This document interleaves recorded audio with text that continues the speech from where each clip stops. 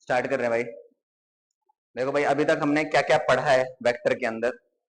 सबसे पहले तो हमने ये देखा कि वेक्टर के अंदर वेक्टर का यूज कहाँ कहाँ है, ठीक है। उसके बाद फिर हमने वेक्टर को रिप्रेजेंट करना सीखा। दो तरीके से सीखा था, एक मैथमेटिकल वे में और एक ग्राफिकल वे में। तो मैथमेटिकल वे में हमने ये देखा था कि भैया कोई भी वेक्टर है तो वेक्टर होता क्या है, एक ऐसी फिजिकल क्वांटिटी जिसके पास मैग्नीट्यूड के साथ साथ क्या हो, डायरेक्शन हो।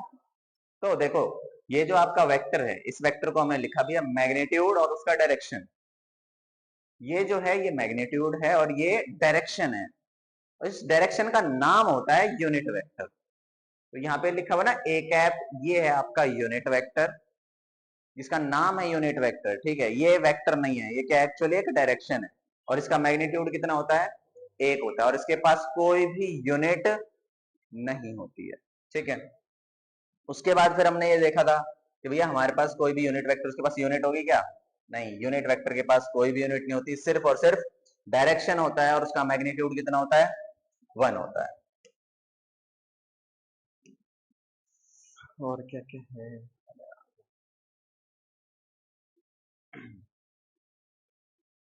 उसके बाद हमने देखा था भाई वेक्टर है उसको ग्राफिकल वे में कैसे रिप्रेजेंट करते हैं। कोई भी हमने एरो ले लिया, ये एरो है। अच्छा, इस एरो में आप एक चीज ये नोटिस कर सकते हो, आपने कभी रियल वाला एरो देखा है क्या, असली वाला एरो कैसा हो, तीर देखा है, तीर, हाँ, तो दिखाता हूँ।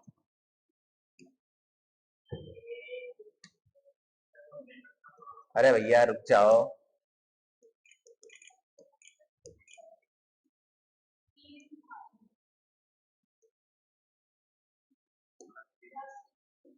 भाई कितना गंदा एरो है, क्या बोलते हैं उसको, रो बोलते हैं क्या, हाँ,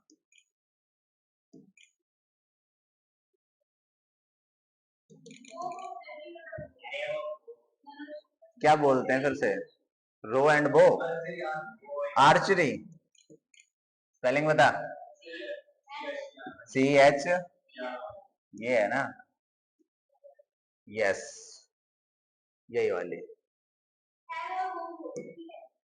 अच्छा ठीक है भैया, ठीक है, ठीक, ओके ओके भाई सुनो,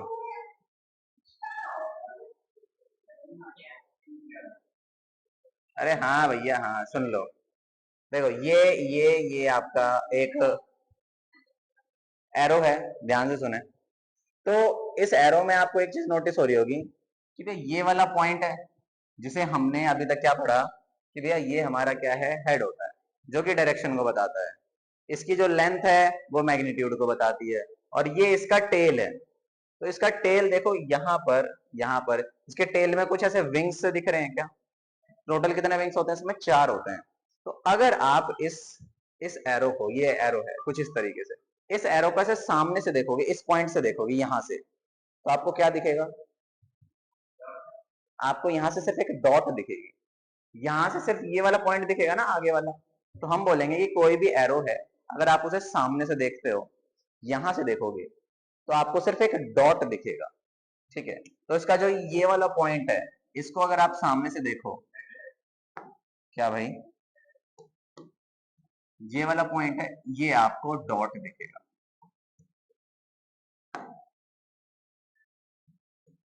ठीक है। उसके बाद अगर आप इसके बैक वाले पॉइंट को देखो, ये वाला पॉइंट, तो ये वाला पॉइंट आपको यहां पर कैसे दिखने वाला है, इसके अंदर 4 है, तो आपको ये क्रॉस की फॉर्म में दिखेगा, किसकी फॉर्म में दिखेगा भाई, क्रॉस की फॉर्म में। तो ये वाला पॉइंट जो है ये ऐसा आपको क्रॉस दिखेगा। इतनी बात समझ में आई क्या, तो ये जो आपका एरो है, इस एरो में जो आगे से अगर आप देख रहे हो तो डॉट दिखने वाला है, पीछे से देख रहे हो तो कैसा दिखने वाला है, क्रॉस दिखने वाला है। अब भाई इसका यूज कहाँ है, कैसे हम इसको यूज करेंगे। देखो मैंने आपको ये कहा कि भाई आपके पास ये एरोज, कलर चेंज करते हैं, ये मैंने बहुत सारे वेक्टर बनाए, ये वेक्टर बनाए, तो आपको पता है इन सारे वेक्टरों की डायरेक्शन एक ही है। हम ये कह सकते हैं कि भाई ये इस तरफ जा रहा है, मान लेते हैं कि ये आपका ईस्ट है, ठीक है, ये आपका वेस्ट है। तो अभी आपको दिख रहा है ना कि भाई ये कहाँ जा रहे हैं, वेस्ट से ईस्ट की तरफ जा रहे हैं, वेस्ट से ईस्ट की तरफ जा रहे हैं। अगर इन्हीं को मैं ऐसे बना दूं कि भैया ये ऐसे जा रहे हैं, ऐसे जा रहे हैं, ऐसे जा रहे हैं, इसको मान लिया ये नॉर्थ है, इसको बोल दिया साउथ है, तो अभी आपको पता चल रहा है ये साउथ से नॉर्थ की तरफ जा रहे हैं। तो भाई जरूरी थोड़ी ना कि हमेशा ये ऐसे, मतलब हॉरिजॉन्टल, देखो ये हॉरिजॉन्टल है, ऐसे जा रहे हैं, चाहे वेस्ट से ईस्ट चाहे ईस्ट से वेस्ट। अभी कैसे जा रहे हैं, वर्टिकल जा रहे हैं, चाहे नॉर्थ से साउथ या साउथ से वेस्ट। हमेशा थोड़ी ना कि आपका हॉरिजॉन्टल और वर्टिकल ही जाएगा। ऐसा भी तो हो सकता है कि बोर्ड है, बोर्ड से बाहर निकले आपकी तरफ आए। ये अगर बहुत सारे ऐसे एरोज बोर्ड की से निकल के आपकी तरफ आएंगे तो आपको कैसे दिखेंगे, कुछ इस फॉर्म में दिखेंगे, ऐसे दिखेंगे क्या, ऐसे सामने। तो आपको इसमें दिखेगा क्या, सिर्फ इसका सामने वाला पॉइंट दिखेगा। तो अगर सामने वाला पॉइंट दिखेगा तो हम इसको बोलेंगे कि भैया इसको हम कुछ इस तरीके से रिप्रेजेंट करेंगे, ऐसे। ये जो एक एक डॉट बनाया है ना, वो एक एक वेक्टर है।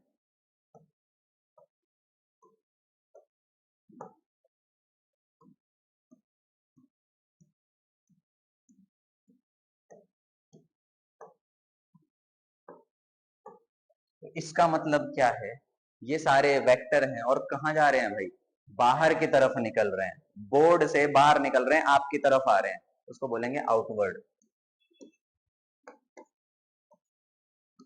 ये कैसे हैं, आउटवर्ड। ठीक है, और अगर ये ऐसा हो कि ये अंदर की तरफ जा रहे हो, तो बोर्ड की तरफ अंदर घुस रहे हैं, फिर आपको क्या दिखेगा, इसका पीछे वाला पॉइंट दिखेगा। तो पीछे वाला पॉइंट दिखेगा मतलब कैसे दिखेगा आपको, क्रॉस दिखेगा। तो हम बोलेंगे भी ये सारे क्रॉस बनेंगे ऐसे, और ये एक एक क्रॉस जो है वो एक वेक्टर है।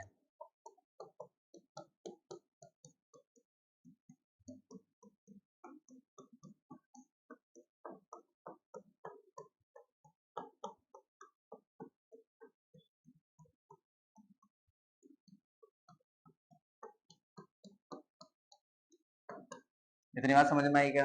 तो अगर ये क्रॉस है तो ये बाहर की तरफ जा रहा है कि अंदर की तरफ, अंदर की तरफ जा रहा है, तो हम लिखेंगे भैया ये इनवर्ड है, बाहर से अंदर की तरफ जा रहा है। इतनी बात समझ में आई क्या। तो ये ग्राफिकल वे होते हैं। ठीक है, ग्राफिकल मेथड हमने रिप्रेजेंट किया। इसमें आपको एक हेड दिखेगा, एक टेल दिखेगा, इसकी जो लेंथ है वो मैग्नीट्यूड को बताती है। ठीक है, उसके बाद फिर हमने क्या पढ़ा, हमने ये पढ़ा कि भैया हम वेक्टर को पैरेलली शिफ्ट कर सकते हैं। वेक्टर को जो है किस तरीके से शिफ्ट करा जा सकता है, पैरेलली। ठीक है, बस एक चीज का ध्यान रखना है कि इसका मैग्नीट्यूड और डायरेक्शन चेंज नहीं होनी चाहिए। भाई ऐसा ना हो कि हम इसको आगे शिफ्ट कर रहे हैं तो इसकी लेंथ बढ़ जाए ना, लेंथ ना ही बढ़नी चाहिए ना घटनी चाहिए, लेंथ में कोई चेंज नहीं आना चाहिए और डायरेक्शन में भी चेंज नहीं आना चाहिए। तो हम उसको पैरेलली शिफ्ट कर सकते हैं। ठीक है, उसके बाद फिर हमने क्या पढ़ा कि भैया कोई भी आपके पास स्केलर क्वांटिटी है तो उसको चेंज कैसे किया जा सकता है। तो भैया कोई भी स्केलर क्वांटिटी है तो उसको आप सिर्फ चेंज कर सकते हो सिर्फ उसके मैग्नीट्यूड को चेंज करके। अगर उसका मैग्नीट्यूड चेंज हुआ तो आपकी स्केलर क्वांटिटी चेंज हो जाएगी। अगर मैग्नीट्यूड के अलावा अगर आप कुछ चेंज करते हो, जैसे कि डायरेक्शन चेंज करते हो, तो स्केलर के ऊपर कोई भी फर्क नहीं पड़ेगा। उसके बाद हमने पढ़ा वेक्टर के बारे में। भैया वेक्टर को कैसे चेंज कर सकते हैं, तो भैया वेक्टर को चेंज करने के लिए आपके पास टोटल 3 तरीके हैं। कौन कौन से तरीके हैं भाई, चाहे तो आप क्या कर लो, आप उसके मैग्नीट्यूड चेंज कर लो, चाहे तो आप उसके डायरेक्शन चेंज कर लो, या फिर तीसरा तरीका क्या है, आप दोनों चीज को ही चेंज कर दो, तो आपका जो भी वेक्टर क्वांटिटी है वो चेंज हो जाएगा। ठीक है, उसके बाद फिर हमने पढ़ा था भैया किसी भी दो आपके दो वेक्टर हैं उनके बीच में एंगल कैसे फॉर्म होता है। कोई भी दो वेक्टर है उसके बीच में एंगल कैसे निकालते हैं। इसके लिए मैंने आपको ये बताया था कि भैया दो वेक्टर के बीच में एक तो छोटा एंगल चाहिए, स्मॉलर एंगल। वो भी कैसे, दोनों वेक्टर का हेड से हेड मैच हो या फिर दोनों वेक्टर का टेल से टेल मैच हो, है ना। तो देखो जैसे कि ये है, इसमें क्या हो रहा है, इस वाले पार्ट में आप देखोगे ए के हेड से, ए वाले के हेड से बी वाले का टेल मैच हो रहा है क्या, तो ये पॉसिबल नहीं है। तो हम क्या करेंगे, इस वेक्टर को शिफ्ट करेंगे, ए वाले को आगे शिफ्ट कर लो या बी वाले को शिफ्ट कर लो। इस तरीके से हम क्या बनाएंगे, अब देखो इस वाले के अंदर क्या दिख रहा है आपको, हमने ए वाले को आगे शिफ्ट किया तो क्या हो रहा है, ए वाले के टेल से बी वाले का टेल मैच हो रहा है इस पॉइंट पे, तो आपका ये जो एंगल बन रहा है ये है थीटा, किस किस के बीच में, ए और बी के बीच में। अब चाहे टेल से टेल मैच हो चाहे हेड से हेड मैच, ठीक है। उसके बाद आपको क्या पढ़ा भैया, टाइप्स ऑफ वेक्टर के बारे में, कि भैया कितने टाइप के वेक्टर्स होते हैं, कैसे कैसे होते हैं। इसमें क्या क्या पढ़ा है भाई आपको, सबसे पहले इक्वल वेक्टर के बारे में बताया। तो इक्वल वेक्टर में आपको ये चीज बताई कि भैया वेक्टर का जो मैग्नीट्यूड है वो सेम होना चाहिए, डायरेक्शन है वो भी सेम होनी चाहिए, साथ ही साथ नेचर भी सेम होना चाहिए। जैसे आपको एग्जांपल दिया था इसके अंदर मैंने कि भैया फोर्स है 10 न्यूटन का है एक्स एक्सिस में, इसलिए आई कैप लिखा है। वेलोसिटी है 10 की, वो भी एक्स एक्सिस में आई कैप लिखा है। तो भैया यहाँ पे मैग्नीट्यूड देखो सेम है 10 और 10, डायरेक्शन भी सेम है, तो डायरेक्शन भी सेम है मैग्नीट्यूड भी सेम है, फिर भी ये वेक्टर सेम नहीं है, इक्वल नहीं है। क्यों? क्योंकि ऊपर वाला फोर्स है, नीचे वाली वेलोसिटी है, दोनों अलग अलग चीजें हैं, दोनों का नेचर अलग है, तो ये इक्वल नहीं होंगे। तो इक्वल होने के लिए मैग्नीट्यूड सेम होना चाहिए, डायरेक्शन सेम होनी चाहिए, और साथ ही साथ सबसे इंपॉर्टेंट चीज नेचर सेम होना चाहिए। अगर ऊपर वाला फोर्स है तो नीचे वाला भी फोर्स होना चाहिए, ऊपर वाली वेलोसिटी है तो नीचे वाली भी वेलोसिटी होनी चाहिए, ऐसी चीज है, ठीक है। उसके बाद फिर आपको पैरेलल वेक्टर के बारे में बताया। देखो पैरेलल वेक्टर है, पैरेलल लाइंस नहीं है, तो ऐसा नहीं है कि भैया इंटरसेक्ट करेगी या नहीं करेगी। हमने पैरेलल वेक्टर की बात करी है, तो पैरेलल वेक्टर का मतलब क्या है, डायरेक्शन सेम होनी चाहिए। क्या बोला, डायरेक्शन सेम होनी चाहिए, उससे कोई फर्क नहीं पड़ता कि भैया मैग्नीट्यूड सेम है या नहीं है, वेक्टर छोटा है बड़ा है, उससे कोई फर्क नहीं पड़ता, बस डायरेक्शन सेम होनी चाहिए। देखो ए है और ई है, दोनों का डायरेक्शन सेम है क्या, तो ये पैरेलल वेक्टर होगा। ए और बी को देखो, डायरेक्शन सेम है क्या, पैरेलल है। सी वाले को देखो, ए और सी को डायरेक्शन सेम है, नहीं है। सी देखो ऐसे ऊपर की तरफ जा रहा है, ए आगे जा रहा है, दोनों की डायरेक्शन अलग है, भैया ये आपका पैरेलल नहीं। डी को देखो ये अपोजिट है, ये भी पैरेलल नहीं। तो पैरेलल होने के लिए सिर्फ आपका डायरेक्शन सेम होना चाहिए। उसके बाद फिर क्या है, एंटी पैरेलल। एंटी पैरेलल में क्या होगा, अपोजिट डायरेक्शन होना चाहिए। पैरेलल में डायरेक्शन सेम और एंटी पैरेलल में अपोजिट। इतनी बात समझ में आई क्या? उसके बाद देखो कौन सा वेक्टर अगला, अपोजिट वेक्टर बोलते हैं, या फिर इसको नेगेटिव वेक्टर से ज्यादा पहचाना जाता है। ज्यादा इंपॉर्टेंट नाम है भैया इसका, नेगेटिव वेक्टर। कोई भी आपका वेक्टर है, सेम टू सेम आप उस वेक्टर को पलट दो, अपोजिट कर दो, डायरेक्शन चेंज कर दो। अब यहाँ पर डायरेक्शन चेंज हुई है, डायरेक्शन अपोजिट है, मगर मैग्नीट्यूड क्या होना चाहिए, सेम। यहाँ पर जो ए का मैग्नीट्यूड है वही सेम मैग्नीट्यूड बी का होना चाहिए। जब दोनों का मैग्नीट्यूड सेम है तो ये क्या कहलाएंगे, अपोजिट वेक्टर। और अगर मैग्नीट्यूड उल्टा पुल्टा है, चाहे छोटा है बड़ा है, उससे कोई मतलब नहीं, सिर्फ डायरेक्शन अपोजिट है, उसको बोलेंगे एंटी पैरेलल वेक्टर। ओके। उसके बाद आपको जीरो वेक्टर या नल वेक्टर के बारे में बताया था। देखो ये वेक्टर जो है किसी भी चीज का रिजल्टेंट होता है। देखो जैसे कि हमने पढ़ा कि भैया आपके पास कोई भी वेक्टर है, उसके पास मैग्नीट्यूड होगा, डायरेक्शन होगी, ठीक है। तो जैसे कि मैंने आपको एक एग्जांपल दिया, एक ट्रेन है जो कि रेस्ट पे है। अब ये ट्रेन रेस्ट पे है तो उसकी वेलोसिटी कितनी होगी, जीरो होगी। यहाँ पे डायरेक्शन है क्या, नहीं है, कोई डायरेक्शन नहीं है, क्योंकि भैया जीरो वेक्टर है। अब क्या इसकी, अगर डायरेक्शन नहीं है तो ये वेक्टर नहीं है, तो यह वेक्टर है। अब यहाँ पर हमने डायरेक्शन स्पेसिफाई नहीं किया हुआ, क्योंकि अभी इसकी डायरेक्शन कहीं पे भी हो सकती है। मैं आपको ये नहीं कह रहा हूं कि इसकी वेक्टर की डायरेक्शन होती ही नहीं है, मैंने आपको ये बोला कि यहां पर अभी डायरेक्शन नहीं है। क्यों? क्योंकि अभी भैया वो ट्रेन रुकी हुई है, जिस तरफ उसका फेस होगा वो उस तरफ चलना स्टार्ट कर देगी। एक और एग्जांपल, जैसे कि ऊपर यहाँ पे एक ब्लॉक रखा हुआ है, भैया मान लेते हैं एक ऑब्जेक्ट है जिसका मास 5 किलो है।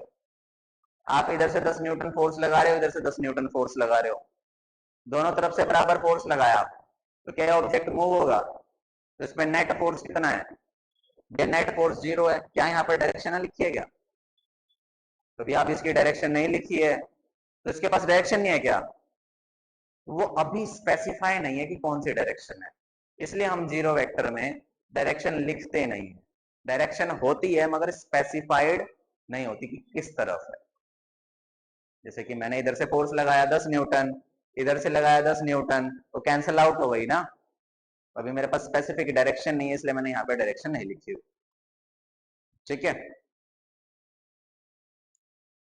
उसके बाद फिर आपको कोप्लेनर वेक्टर के बारे में बताया था। कोप्लेनर वेक्टर क्या होते हैं? ऐसे वेक्टर जो सेम प्लेन में हो, ऐसे वेक्टर जो सेम प्लेन में हो। जैसे कि आपको एक बोर्ड, एक प्लेन दिख रहा है क्या? प्लेन मतलब एक 2D सरफेस है, प्लेन मतलब 2D सरफेस। जैसे कि हम 9th 10th क्लास में पढ़ के आए थे मैथ्स के अंदर, कार्टेशियन प्लेन। कार्टेशियन प्लेन पढ़ा था। तो कार्टेशियन प्लेन था क्या?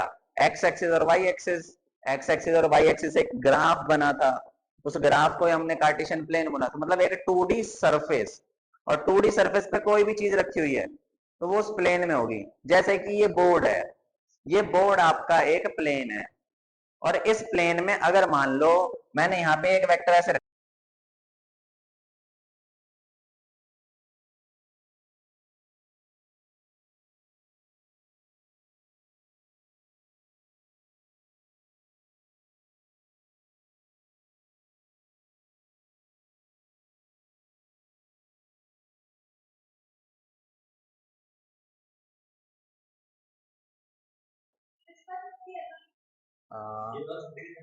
बस थोड़ी देर में कर रहे हैं।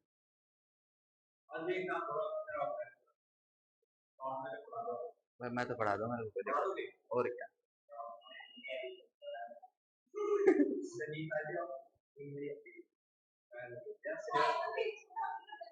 चलो भाई सुनो, देखो, तो यही चीज है कि कोई भी वेक्टर है आपके पास, कोई भी वेक्टर है, उसका अगर आपको मैग्नीट्यूड निकालना है, सुन लीजिए, कोई भी वेक्टर है उसका अगर आपको मैग्नीट्यूड निकालना है, वेक्टर है आपके पास ए x I cap, A Y J cap, तो आप क्या करेंगे? ए एक्स का स्क्वायर करेंगे, ए वाई का स्क्वायर करेंगे, और टोटल का रूट कर देंगे। तो ये चीज जब ही लगेगी जब ये आपके परपेंडिकुलर हो। आई कैप और जे कैप के बीच में 90 डिग्री का एंगल होता है, ये चीज याद रखनी है। ओके। अगर अब देखो, मान लो 3 एक्सिस आ जाए, एक ऐसा वेक्टर है जो तीनों एक्सिस में हो, तो ऐसा पॉसिबल है क्या कि कोई चीज तीनों एक्सिस में हो? बिल्कुल पॉसिबल है। आप अभी कहाँ खड़े हो? आप 3 डायमेंशनल स्पेस में खड़े हो। जैसे कि ये कमरा है, इस कमरे में आपको कितने कॉर्नर्स दिख रहे हैं? ये जो कमरा है इसमें कितने एक्सिस हैं? 3 एक्सिस हैं। देखो, ये एक्स एक्सिस, वाई एक्सिस, और ये जेड एक्सिस।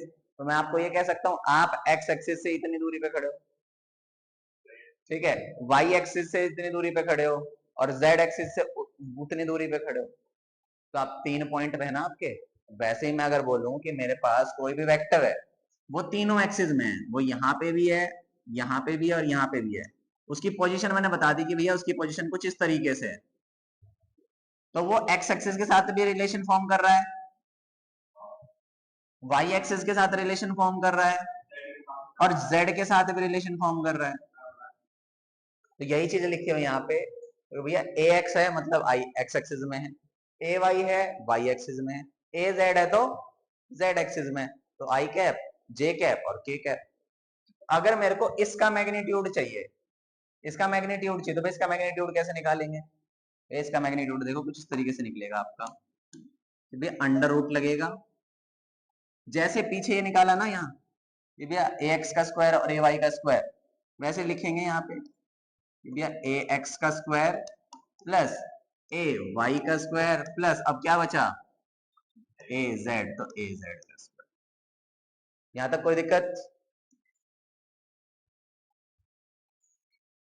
कुछ क्वेश्चंस हैं, करो फटाफट से।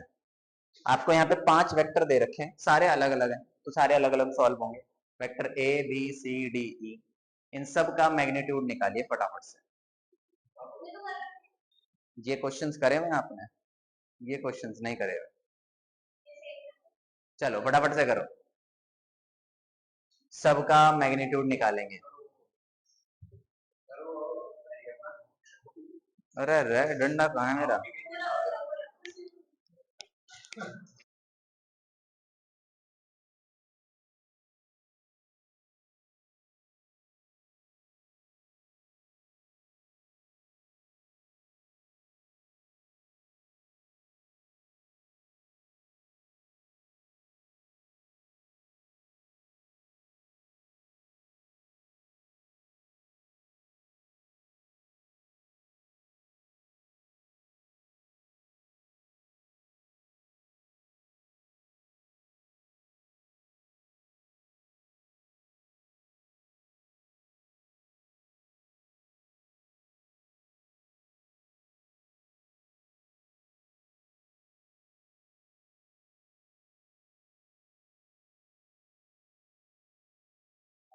चलो भाई देखो भाई, इसको सॉल्व कैसे करोगे? इसका मैग्नीट्यूड निकालना है, अंडर रूट में 2 का स्क्वायर प्लस 3 का स्क्वायर। इसको सॉल्व कर लोगे, आंसर निकाल लेना। इसका भी सेम ऐसे ही करना है, 3 का स्क्वायर प्लस में 4 का स्क्वायर। इसका कैसे करोगे? 8 का स्क्वायर प्लस 6 का स्क्वायर प्लस 10 का स्क्वायर। इसको कैसे करोगे भाई? देखना, यहाँ आई कैप के आगे कुछ लिखा है क्या? आई कैप के आगे कुछ नहीं लिखा, तो यहाँ पे एक लिखेंगे, यहाँ पे भी एक लिखेंगे और यहाँ पे भी एक लिखेंगे। तो आपको दिखेगा यहाँ पे 1 का स्क्वायर है, प्लस में यहाँ पर क्या लिखोगे भाई? -1, तो -1 का स्क्वायर और उसके बाद फिर 1 का स्क्वायर। इतनी बात समझ में आई क्या? सेम चीज में होगा भैया 1 और 1, तो यहाँ पर आ जाएगा आपका 1 का स्क्वायर प्लस में 1 का स्क्वायर प्लस में 2 का स्क्वायर। सॉल्व कर लेना, आंसर लिख लेना, ठीक है? आगे बढ़े।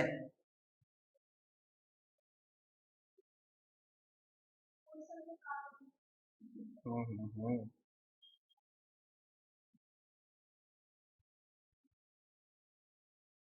चलो भाई देखो, अब आपको क्या करना है? यूनिट वेक्टर फाइंड करना है। यूनिट वेक्टर फाइंड करना बताया था। यूनिट वेक्टर कैसे फाइंड करेंगे भैया? वेक्टर है तो वेक्टर को उसके मैग्नीट्यूड से डिवाइड कर देना है, आपका यूनिट वेक्टर आ जाएगा। तो भैया इसका मैग्नीट्यूड निकालो और से डिवाइड करना है। भैया इसका मैग्नीट्यूड क्या आएगा? भैया इसका मैग्नीट्यूड आप निकाल सकते हो 3 का स्क्वायर और 4 का स्क्वायर, यानी कि 5 आ जाएगा क्या? ये आ गया आपका मैग्नीट्यूड। तो आप यहाँ पर अगर यूनिट वेक्टर निकालेंगे तो यूनिट वेक्टर क्या आएगा? वेक्टर अपॉन में उसका मैग्नीट्यूड। ये वेक्टर क्या है? 3 आई कैप प्लस 4 जे कैप, अपॉन में आपको क्या लिखना है? 5 लिखना है। सेपरेट करना है तो भैया सेपरेट करके लिख दो ना सीधा, इसके नीचे 5, इसके नीचे 5, ये आ गया आपका यूनिट वेक्टर। कोई दिक्कत है क्या? आसान है। ये करो भाई, इसका यूनिट वेक्टर निकालो फटाफट से।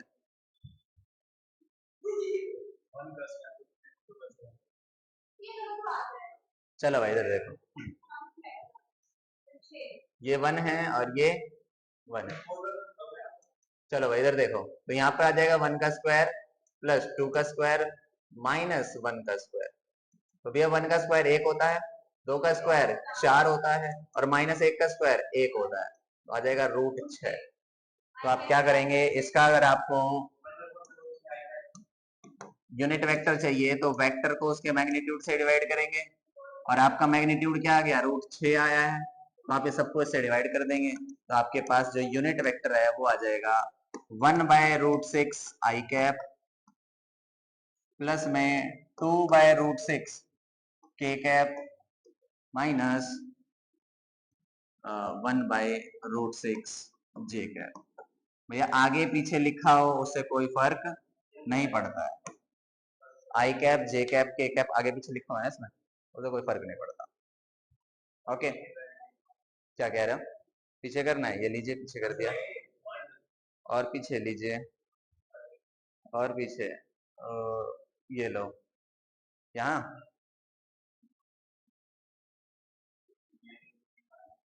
इसमें मैग्नीट्यूड निकालना है, और आगे जो क्वेश्चंस किए हैं उसमें यूनिट वेक्टर निकालना है।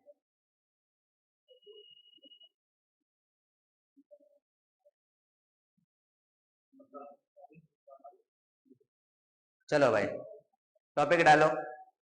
टॉपिक भाई कंपोनेंट ऑफ वेक्टर्स। भैया बैठ जाओ। कौन सी वाली बताओ? मैग्नीट्यूड वाली? ये वाला अभी कराया, ये वाला कराया, बताइए भाई। इतना ही है? यही तो यूनिट वेक्टर फाइंड करना था ना। ये पूरा सॉल्व है भाई।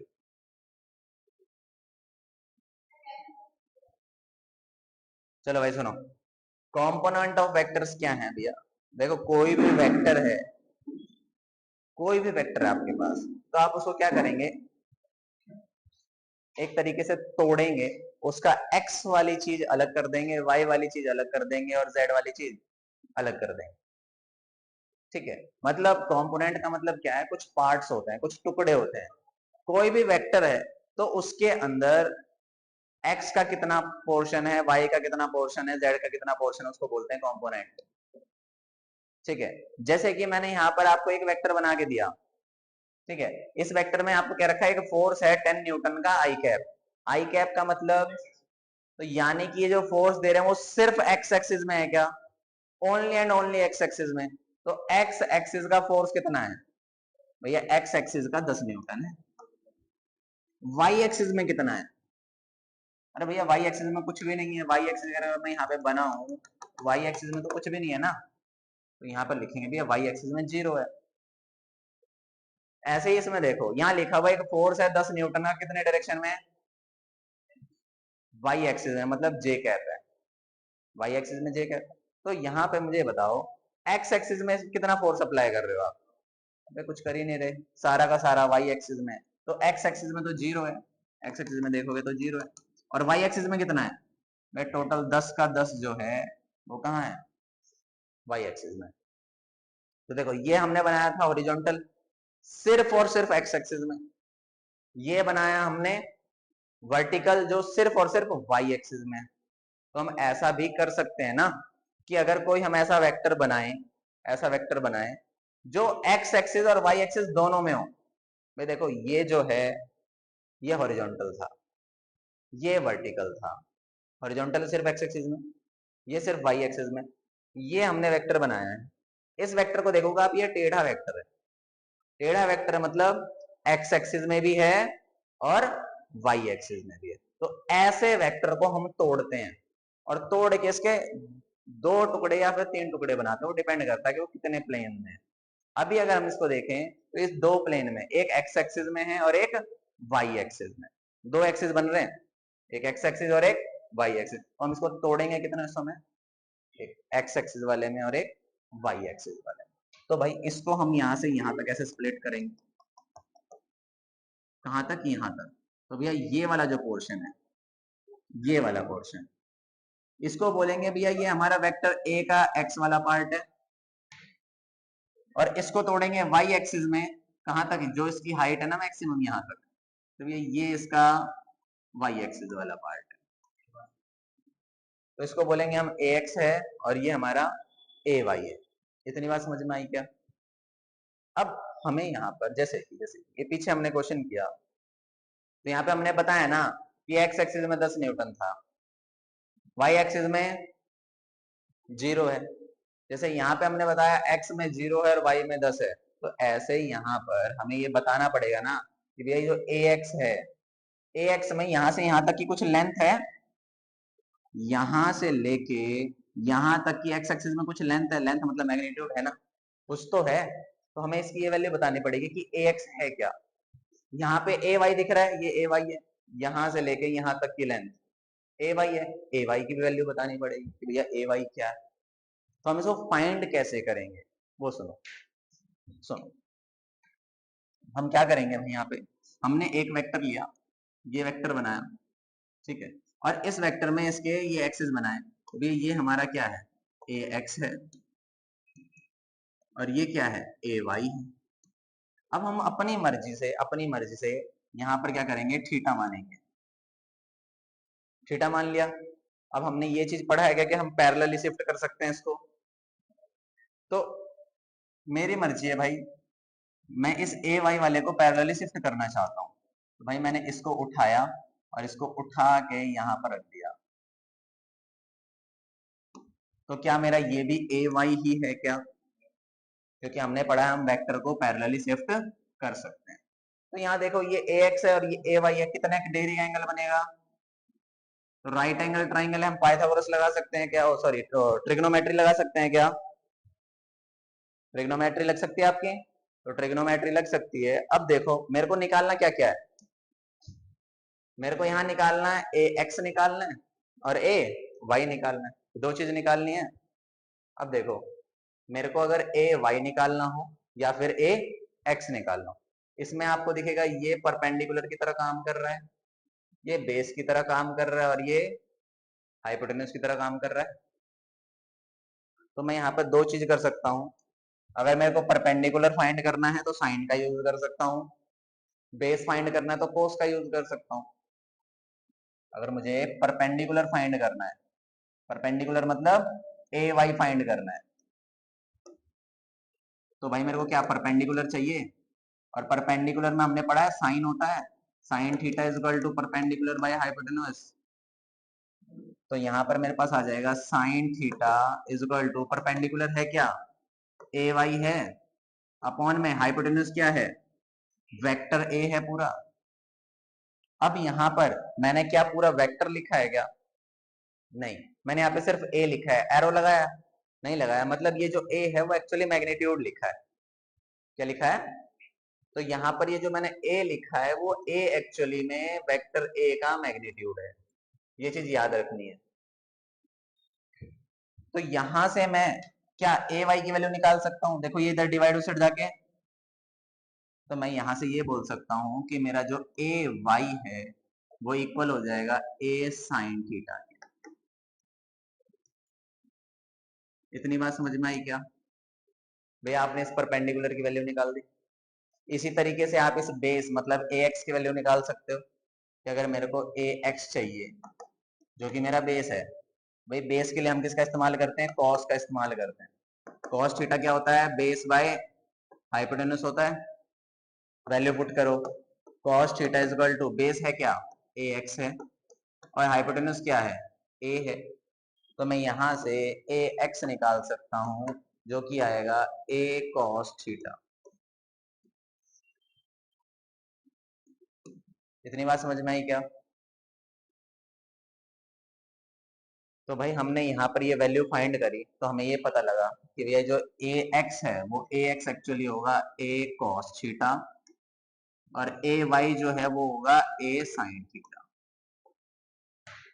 तो आपको चीजें याद रखनी है कि जहां थीटा बन रहा है, जिस एक्सिस के साथ थीटा बनेगा, सुनो ध्यान से देखो, अभी हमने एक्स एक्सिस के साथ थीटा बनाया, अगर एक्स एक्सिस के साथ थीटा बनाया तो जिस एक्सिस के साथ थीटा बनेगा वहां पर कॉस थीटा का कंपोनेंट आएगा, और जहां पर थीटा नहीं बनेगा, भाई वाई एक्सिस में थीटा बन रहा है क्या, नहीं, तो यहां पर आपका साइन थीटा है। ऐसे याद रखते हैं इसको। अगर हम एक्स एक्सिस के साथ थीटा बना रहे हैं तो जहां थीटा है वहां पे कॉस, और जहां थीटा नहीं है वहां पे साइन। जैसे कि अगर हम एक एग्जांपल मान लें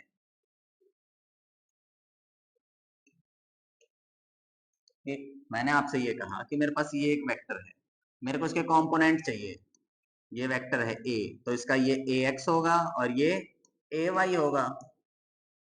मैंने यहां से थीटा माना था, तो थीटा वाला एक्सिस ए कॉस थीटा होगा और बिना थीटा वाला ए साइन थीटा होगा।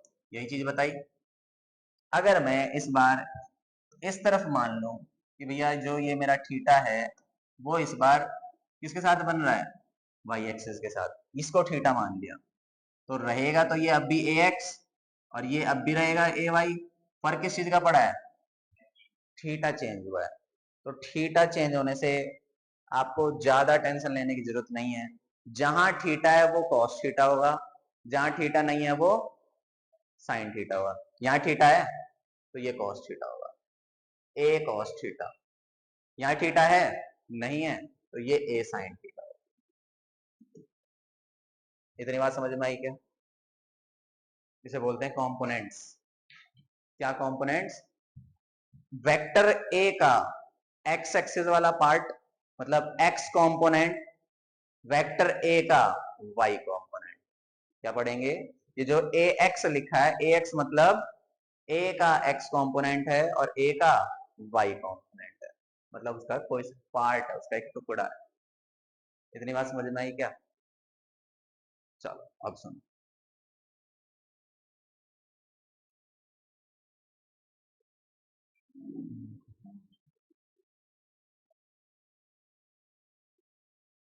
ये हो गया, ये हो गया। एक ये वाला क्वेश्चन करना, पढ़ना एक बार क्या क्या रखा है,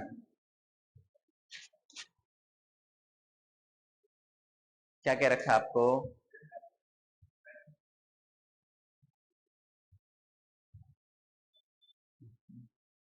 देखो भाई फटाफट, क्या रखा है आपको? वेक्टर ए है आपके पास और इस ए वेक्टर में आपको बोला गया है कि ये एक यूनिट वेक्टर है। तो यूनिट वेक्टर बोला गया है, इसका मतलब कि इसका मैग्नीट्यूड जो है वो कितना होना चाहिए? 1 होना चाहिए। तो इसका मैग्नीट्यूड निकालो और उसको 1 के इक्वल डाल दो।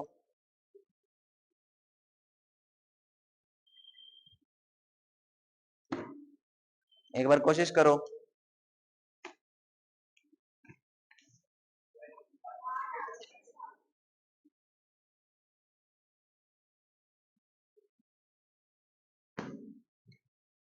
देखो मैंने आपको ये बोला कि क्वेश्चन में ये बोला गया है कि ये जो वेक्टर ए है, इस वेक्टर ए जो है वो है क्या? एक्चुअली एक यूनिट वेक्टर है। तो यूनिट वेक्टर यानी कि भैया इसका मैग्नीट्यूड 1 के इक्वल होगा। ये बोला गया है कि यूनिट वेक्टर है। तो इसका मैग्नीट्यूड निकालेंगे कैसे भैया? इसका मैग्नीट्यूड आएगा आपका 0.6 का स्क्वायर प्लस बीटा का स्क्वायर इक्वल टू 1। भाई इधर रूट है, उस साइड जाके स्क्वायर, तो 0.6 का स्क्वायर प्लस बीटा का स्क्वायर इक्वल टू 1 का स्क्वायर। भाई 1 का स्क्वायर क्या होता है? 1 का स्क्वायर यार 1 ही होता है। 0.6 का स्क्वायर 0.36 प्लस बीटा स्क्वायर, इधर प्लस उस साइड जाके माइनस, तो beta square is equal to 1 minus 0.36, minus करेंगे बीटा का स्क्वायर क्या आएगा? 0.64 और स्क्वायर उस साइड जाके रूट, तो beta is equal to under root में 0.64, जो कि आएगा बीटा इज इक्वल टू 0.8। कोई मुश्किल क्वेश्चन था क्या? नहीं, बिल्कुल नहीं। क्वेश्चन में बोला है यूनिट वेक्टर है, तो यूनिट वेक्टर का मतलब मैग्नीट्यूड 1, मैग्नीट्यूड का फॉर्मूला डाला, अपने आप आंसर आ गया। ठीक है,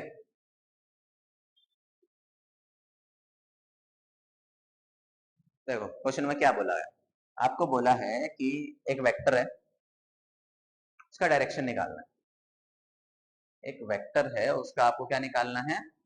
डायरेक्शन निकालना। तो डायरेक्शन निकालने का मतलब क्या है? What is direction? भैया डायरेक्शन मतलब यूनिट वेक्टर यार, डायरेक्शन मतलब यूनिट वेक्टर। और यूनिट वेक्टर तो यार अब तो आप सीख ही गए हो कैसे निकालना है। यूनिट वेक्टर कैसे निकालेंगे भैया? वेक्टर है, उसके मैग्नीट्यूड से डिवाइड करना है। वेक्टर ए है, उसको उसके मैग्नीट्यूड से डिवाइड कर दो, आंसर आ गया। इसका मैग्नीट्यूड निकालो। ए का मैग्नीट्यूड कैसे निकलेगा? अंडर रूट में 2 का स्क्वायर प्लस रूट 5 का स्क्वायर, तो 2 का स्क्वायर 4, रूट 5 का स्क्वायर 5, 4 5 9, रूट 9 3 होता है। मैग्नीट्यूड कितना आ गया भाई? 3 आ गया। वेक्टर को 3 से डिवाइड कर दो, तो ये इसका डायरेक्शन क्या हुआ? 2/3 I cap plus root 5/3 J cap. This is your direction.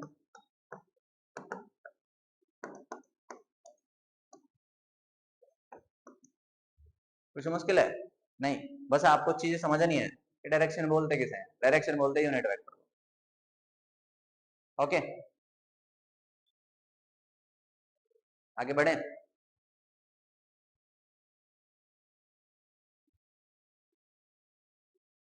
चलो क्वेश्चन पढ़ो। ज्यादा मुश्किल नहीं है, बस आपको थोड़ा सा अच्छे से पढ़ना है ये क्वेश्चन में बोला क्या है। आपको वेक्टर ए दे रखा है, वेक्टर बी दे रखा है, आपको वेक्टर सी फाइंड करना है। अच्छा सी फाइंड करना है तो भैया सी के लिए कुछ बातें बोली गई हैं। क्या बोली गई हैं कि आपका जो सी है उसका मैग्नीट्यूड किसकी तरह है, ए की तरह है, और उसकी डायरेक्शन किधर है, बी की तरफ है।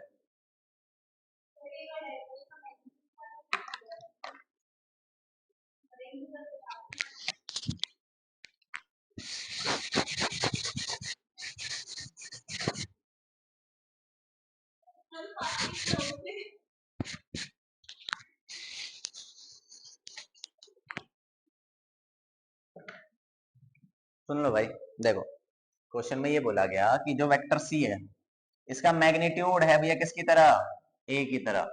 यानी कि मैं यहाँ पे ये बोलूंगा कि भैया जो सी का मैग्नीट्यूड है वो एज इट इज है ए के मैग्नीट्यूड की तरह। ये चीज हमें क्वेश्चन में गिवन है।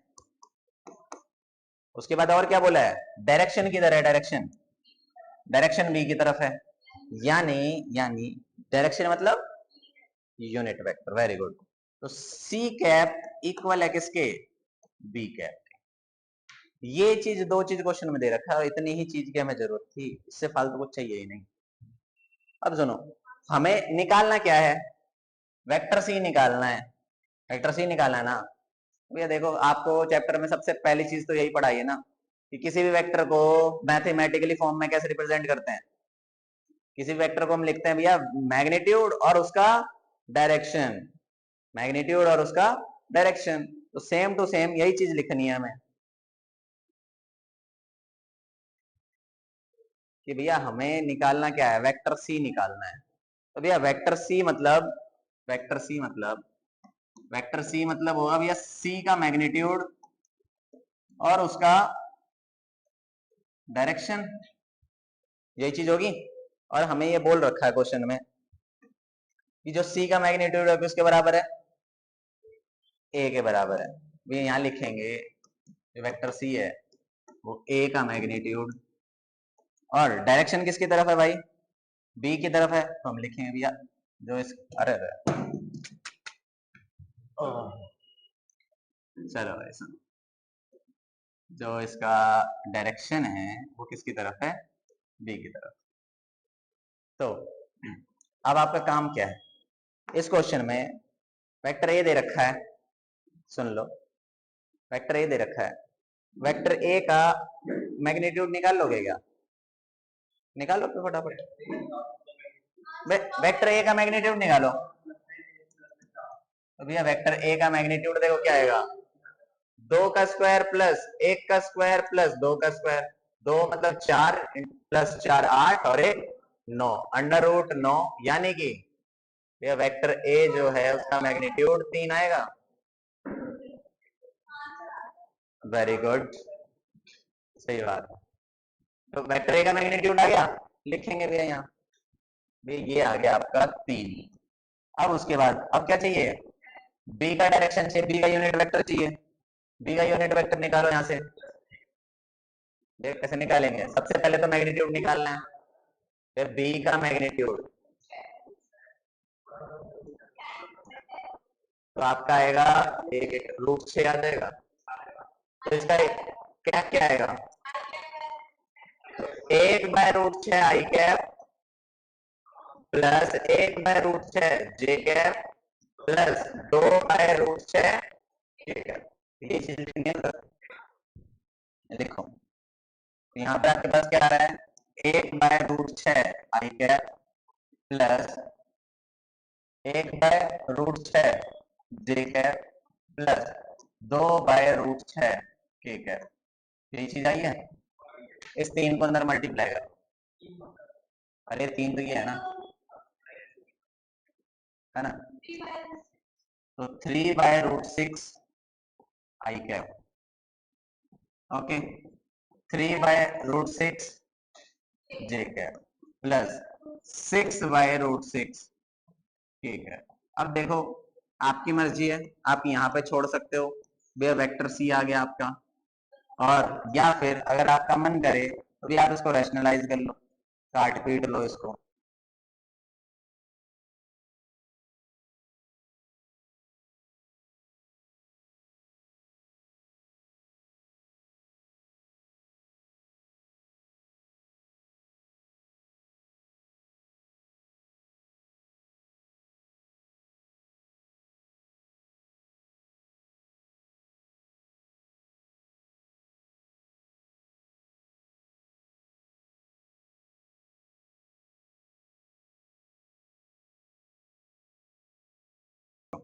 देखो, तो आपके पास ये वेक्टर ए है जो कि हमने देखा कि भाई ये 3 डायमेंशनल स्पेस में आ रहा है, मतलब एक्स एक्सिस में भी है, वाई एक्सिस में भी है और साथ ही साथ जेड एक्सिस में भी है। तो ये एक्स एक्सिस के साथ कुछ एंगल बना रहा होगा और जो एंगल फॉर्म कर रहा है वो एंगल क्या है, अल्फा। तो हम यहाँ पर ये बताएंगे कि भैया जो अल्फा है वो एक्चुअली है क्या, ये है एंगल बिटवीन आपका vector A and x axis. इसी तरीके से फिर ये वाई एक्सिस के साथ भी कुछ एंगल बना रहा होगा। मान लेते हैं वाई एक्सिस के साथ ये एंगल बना रहा है बीटा, तो हम सेम चीज यहां लिखेंगे। ये जो बीटा है वो बीटा एक्चुअली में है क्या, बीटा है आपका angle between vector A and Y axis. अब क्या ये एंगल जेड एक्सिस के साथ भी कुछ एंगल बना रहा होगा, बिल्कुल बना रहा होगा। तो भाई यहाँ पर ये इसके साथ एंगल बना रहा है जो कि एंगल है गामा। तो हम यहाँ पे फिर बताएंगे भी ये गामा के साथ क्या है, गामा के साथ क्या एंगल फॉर्म कर रहा है जो कि क्या है आपका angle between A and Z axis. इतनी बात समझ में आई क्या, ठीक है, कोई दिक्कत। तो हम यहां से ये कह सकते हैं कि ये जो वेक्टर है हमें क्या चाहिए, डायरेक्शन चाहिए ना। डायरेक्शन मतलब क्या, यूनिट वेक्टर। अच्छा, डायरेक्शन निकालना तो मैं आपको पहले समझा चुका हूं, डायरेक्शन निकालना पहले सिखाया। डायरेक्शन मतलब इसका हम क्या करेंगे, मैग्नीट्यूड निकालेंगे और मैग्नीट्यूड के बाद डायरेक्शन के साथ उस मैग्नीट्यूड को डिवाइड कर देंगे। यानी कि सुनो, अगर मेरे को इसका सिर्फ और सिर्फ डायरेक्शन निकालना होता तो भैया वो क्या होता, वेक्टर ए अपॉन में उसका मैग्नीट्यूड। मगर बात यहाँ पर क्या है, इंपॉर्टेंट चीज ये है कि मेरे को डायरेक्शन तो निकालना है मगर इसका क्या करना है, अलग अलग एक्सिस के साथ निकालना है, एक साथ नहीं निकालना। एक्स एक्सिस के साथ अलग, वाई एक्सिस के साथ अलग, जेड एक्सिस के साथ अलग। तो उसके लिए हम क्या करेंगे, सबको अलग अलग सॉल्व करेंगे। सबको अलग अलग सॉल्व करने का मतलब ये है, एक्स एक्सिस का कंपोनेंट अलग कर देंगे, वाई एक्सिस का कंपोनेंट अलग कर देंगे और जेड एक्सिस का कंपोनेंट अलग कर देंगे। तो भैया ये एक्स एक्सिस है तो यहाँ पर ये वाला जो पोर्शन है क्या वो यहाँ पर ए एक्स आएगा क्या, वाई है तो यहाँ पर ए वाई आएगा क्या, और उसके बाद ये है तो भाई ये ए जेड आएगा क्या। अब देखो, बात सुनो, हमने ये चीज पढ़ी थी कि भैया कि कोई भी वेक्टर है जिसके साथ थीटा एंगल फॉर्म करता है, मान लो ये आपका क्या है, ए वेक्टर है और जिसके साथ ये थीटा फॉर्म कर रहा है तो वो क्या होता है, ए कॉस थीटा होता है क्या, ए कॉस थीटा होता है। तो इस तरीके से मैं यहाँ पर ये कह सकता हूं कि ये जो ए एक्स है वो एक्चुअली में ए एक्स होगा क्या, सुनना ध्यान से।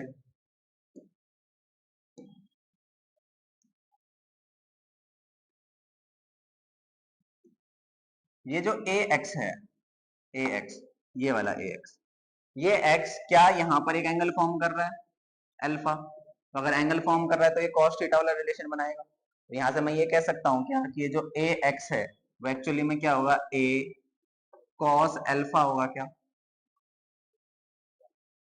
होगा।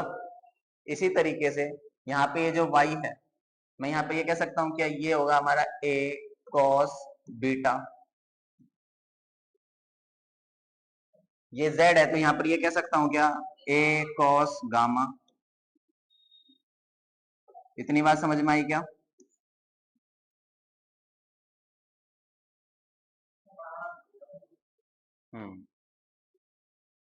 ठीक है। तो मैं यहां से सबकी सेपरेट सेपरेट वैल्यू निकाल सकता हूं।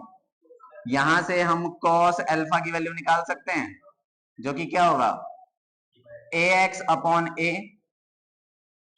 हम cos बीटा की वैल्यू निकाल सकते हैं ए वाई अपॉन में ए। cos गामा की वैल्यू निकाल सकते हैं, cos गामा क्या होगा भाई, ए जेड अपॉन में ए। अच्छा, यहाँ ए लिख रहे हैं तो ये जो ए है ये वेक्टर है या मैग्नीट्यूड है, तो ये चीज याद रखनी है कि भाई यहाँ पे जो हम ए लिख रहे हैं ये ए एक्चुअली में आपका मैग्नीट्यूड है। ओके, तो आपको यहाँ से cos अल्फा, cos बीटा और cos गामा की वैल्यू मिल गई क्या। चलो एक क्वेश्चन करे क्या छोटा सा, सुनो क्या कह रखा है, to prove cos square alpha cos square beta और कॉस स्क्वायर गामा जो है वो आपका क्या आना चाहिए, 1 के इक्वल आना चाहिए। तो भैया कैसे प्रूव करोगे?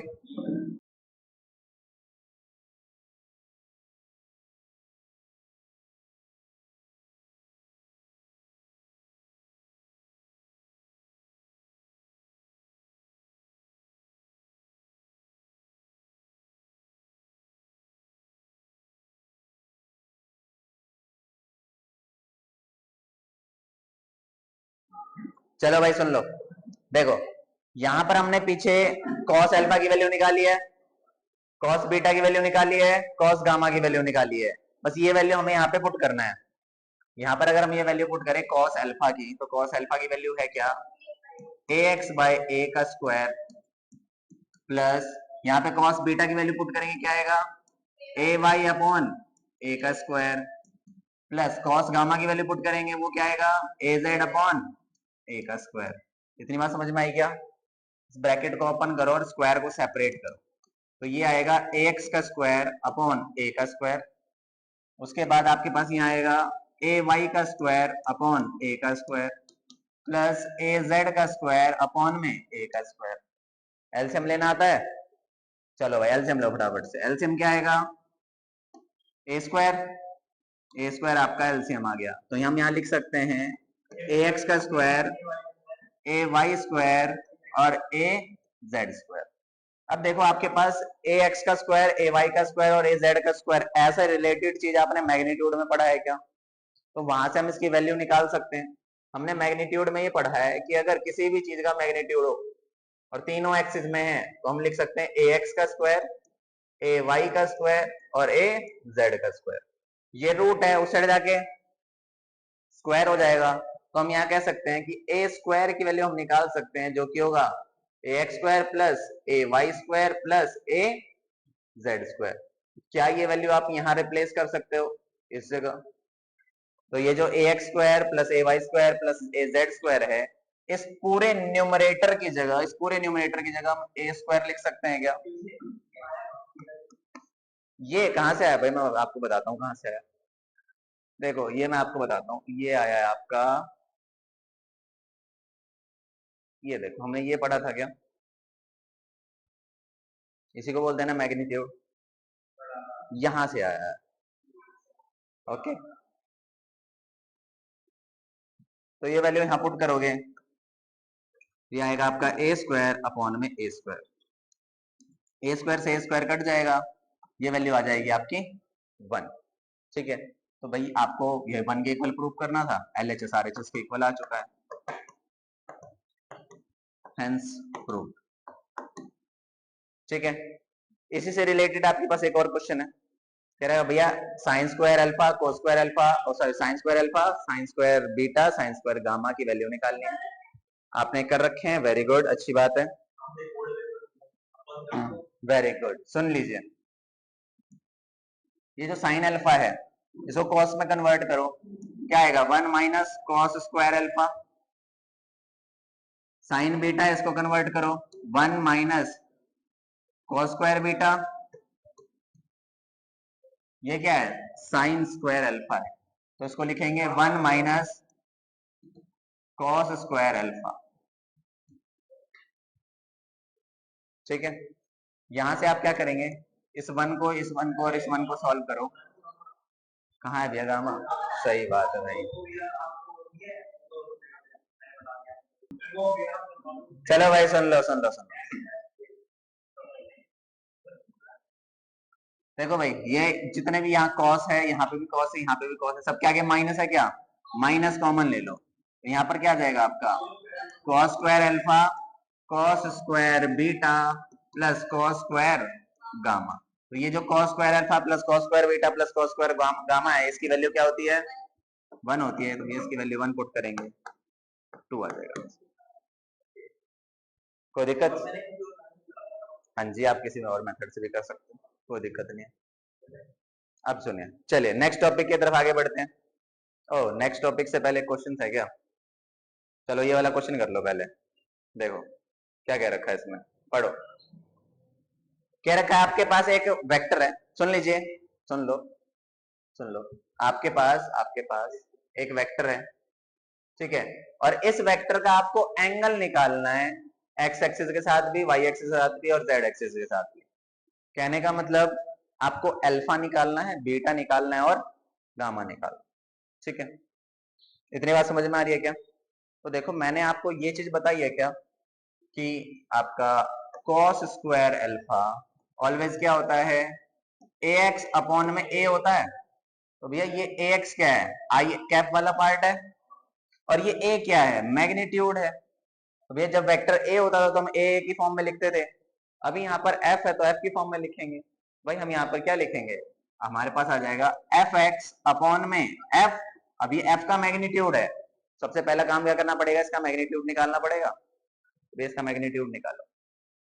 तो भैया f का मैग्नीट्यूड कैसे निकलेगा, भैया f मतलब ये f का मैग्नीट्यूड जो कि है अंडर रूट में √2 का स्क्वायर प्लस 1 का स्क्वायर प्लस 1 का स्क्वायर। भाई यहाँ पे 1 और यहाँ पे भी 1 है ना, तो आ जाएगा 2 + 1 + 1 यानी कि √4। √4 क्या होता है, 2 होता है, ठीक है। अब आपको अल्फा बीटा और गामा की वैल्यू निकालनी है, तो हम यहाँ पे ऐसे लिखेंगे cos अल्फा। cos अल्फा क्या होगा भाई, इसका फर्स्ट वाला पार्ट ये क्या है, ax क्या है, मतलब fx क्या है, √2, और उसका मैग्नीट्यूड क्या है 2, कैंसिल करना 1/√2। cos की कौन सी वैल्यू भाई √2 होती है, 45 डिग्री होती है।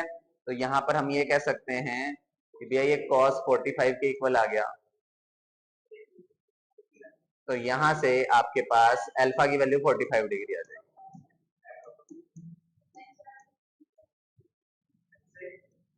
कोई दिक्कत? इसी तरीके से आप बीटा की वैल्यू निकाल सकते हो। चलो भाई बीटा की वैल्यू निकालो। cos बीटा क्या होगा, एफ वाई अपॉन में एफ। लीजिए देखिए क्या है,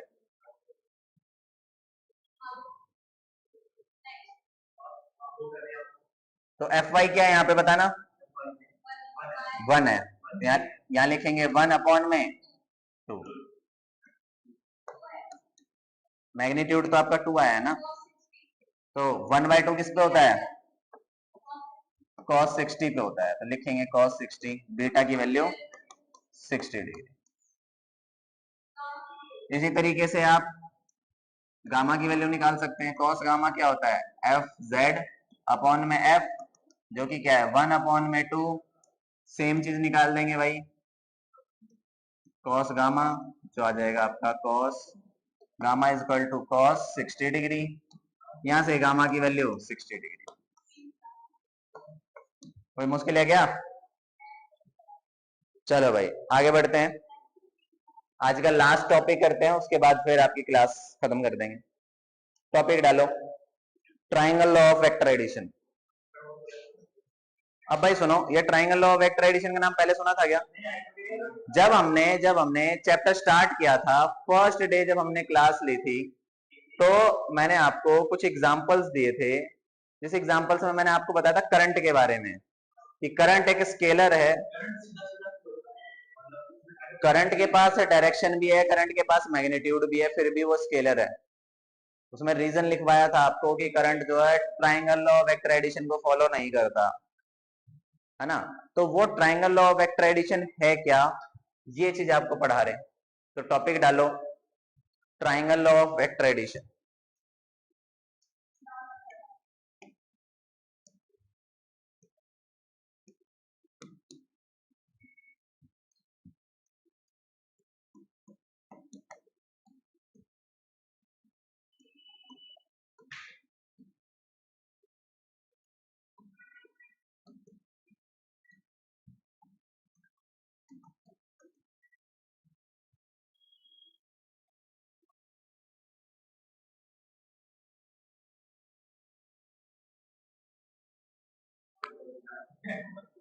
चलो भाई सुन लो, मेरे पास कोई भी एक वेक्टर है ए, ये वेक्टर शुरू हुआ है इस पॉइंट से और यहां जाके खत्म हुआ है, ठीक है, इसको नाम दिया मैंने वेक्टर ए। उसके बाद एक और वेक्टर है जो इसके हेड से, ए के हेड से शुरू हो रहा है, मतलब यहाँ पे दूसरे वेक्टर का टेल होगा और यहां से ये वेक्टर कुछ यहां गया हुआ है, इसको नाम दे दिया बी। तो ध्यान से देखो, अगर मैं इन दोनों वेक्टर को ऐड करूं, भैया है क्या एक्चुअली में, ट्राइंगल ऑफ वेक्टर एडिशन है ना, तो वेक्टर एडिशन मतलब दो वेक्टर को ऐड करना। वेक्टर ए है, ये वेक्टर ए है, इस वेक्टर ए को अगर मैं बी के साथ ऐड करूं, इसका मतलब क्या है, ये वेक्टर ए को बी के साथ ऐड करना है। मैग्नीट्यूड नहीं लिखा हुआ कि ए के मैग्नीट्यूड को बी के मैग्नीट्यूड के साथ ऐड कर दिया ना, यहाँ लिखा है पूरे वेक्टर ए को, इस पूरे वेक्टर ए को इस पूरे वेक्टर बी के साथ ऐड करना है। तो भैया इसका आंसर क्या आएगा, इसके आंसर को बोलते हैं रिजल्टेंट। आंसर को क्या बोलेंगे, रिजल्टेंट। भैया ये वेक्टर है, एक वेक्टर को दूसरे वेक्टर के साथ जोड़ोगे तो आंसर भी क्या आएगा, वेक्टर आएगा ना। तो एक वेक्टर है, दूसरे वेक्टर के साथ ऐड करना है, उसके आंसर को बोलेंगे रिजल्टेंट। क्या बोलेंगे भाई, तो भैया ये रिजल्टेंट कैसे आएगा, भैया आपने यहाँ पर स्टार्टिंग कहां से करी थी, ए के टेल से यहां से स्टार्टिंग करी थी, एंडिंग कहां पे करी है, बी के हेड पे। तो ए के टेल से बी के हेड तक एक वेक्टर बना दो, ये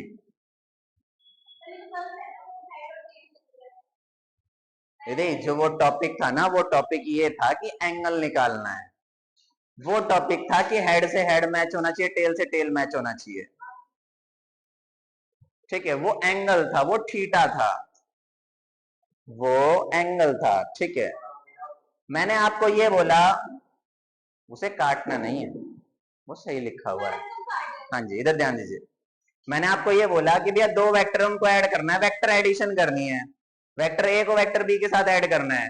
कैसे ऐड करेंगे, हम यहाँ पे सबसे पहली चीज तो ये देख रहे हैं, ए के हेड से बी का टेल मैच हो रहा है, तो क्या करेंगे, जहां से स्टार्ट किया, ए के टेल से स्टार्ट किया और बी के हेड तक पहुंच गए।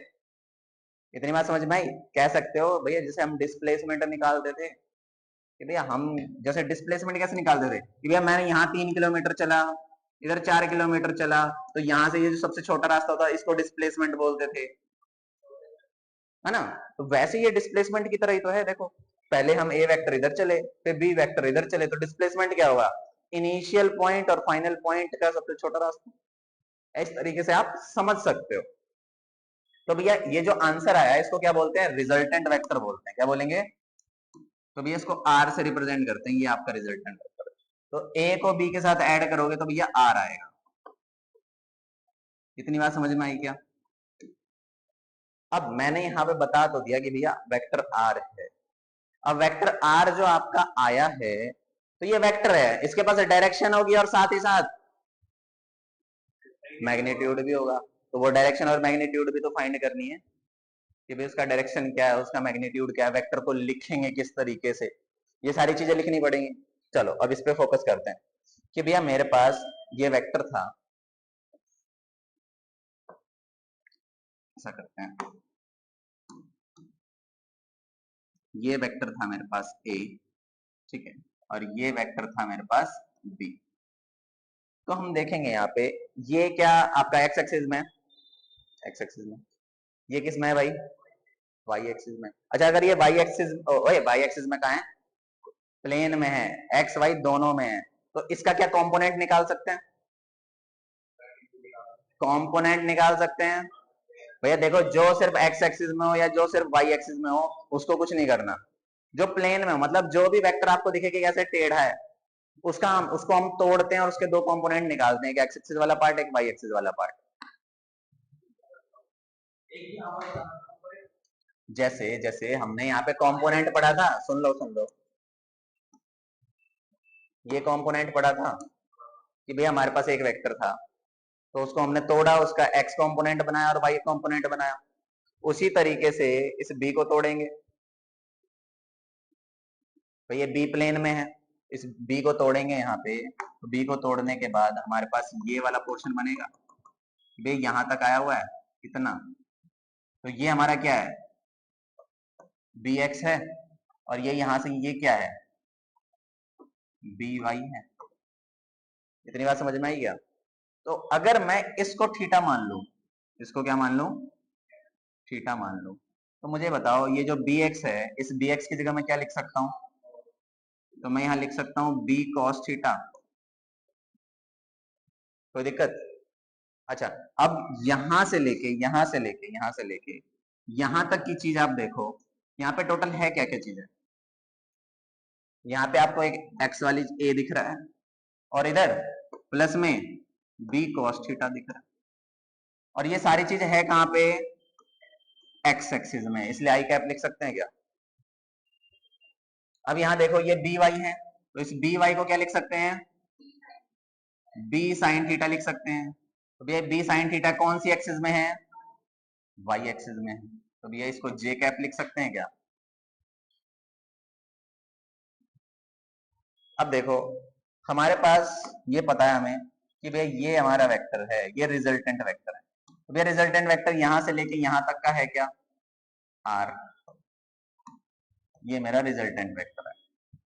तो भैया रिजल्टेंट वेक्टर में देखो क्या क्या चीजें, एक्स एक्सिस वाली चीजें, एक्स एक्सिस वाली चीजें और वाई एक्सिस वाली चीजें, एक्स वाली चीजें और वाई एक्सिस वाली चीजें। तो मैं यहाँ पर ये लिख सकता हूँ कि भैया जो मेरा रिजल्टेंट वेक्टर आया है, जो कि मेरा कैसे आया? ए प्लस में बी आया, तो इसको मैं ये लिख सकता हूँ कि जो मेरा आर है वो एक्चुअली है A plus B cos theta I cap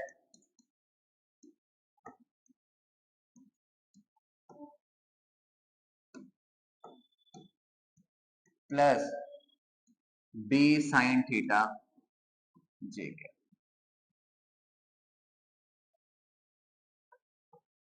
इतनी बात समझ में आई क्या?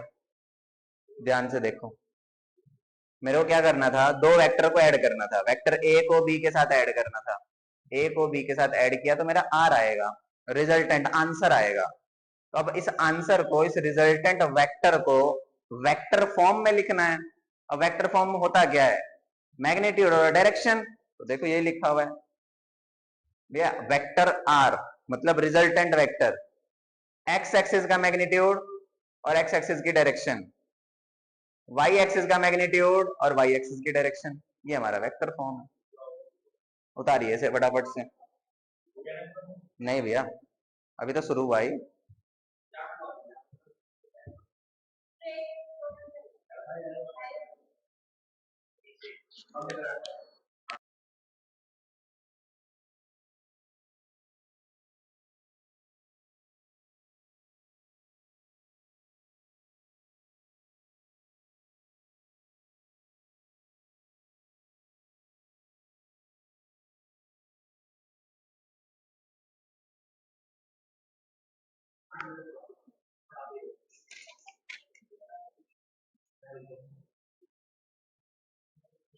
चलो भाई सुनो, तो हमने यहाँ पर वेक्टर आर निकाल लिया क्या?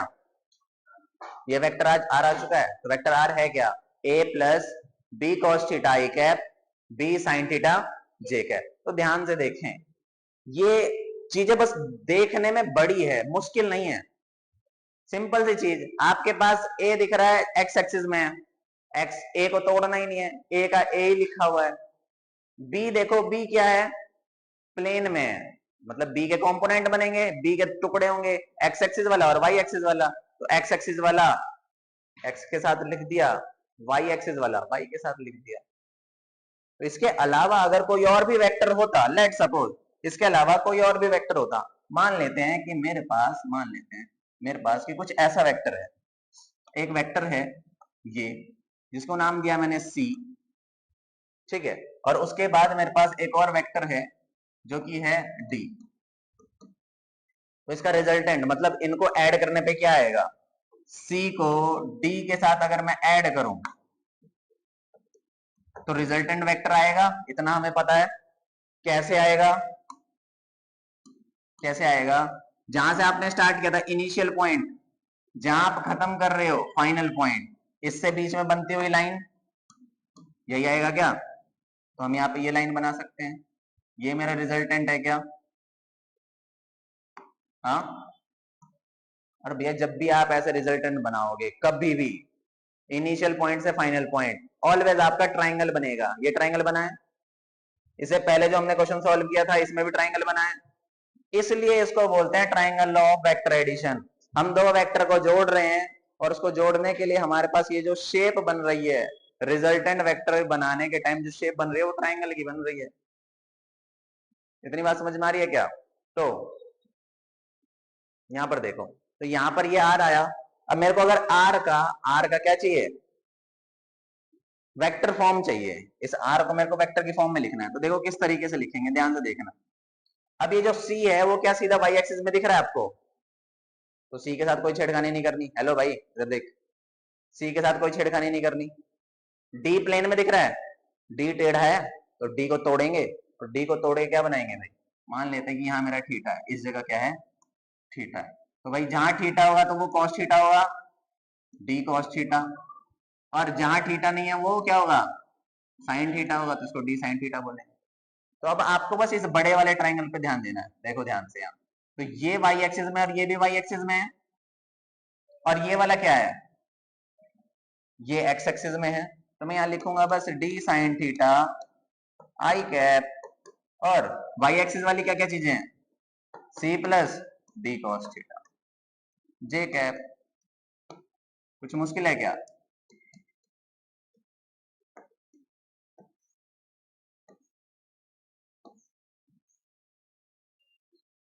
एक्स एक्सिस वाले को एक्स एक्सिस वाले के साथ, वाई एक्सिस को वाई एक्सिस वाले के साथ। ये आपका triangle law of vector addition है। अब आपके पास ये आर आ चुका है क्या? जैसे आपके पास ये वेक्टर आया था आर, ये वेक्टर आर आया, इसका मैग्नीट्यूड निकाल सकते हैं क्या?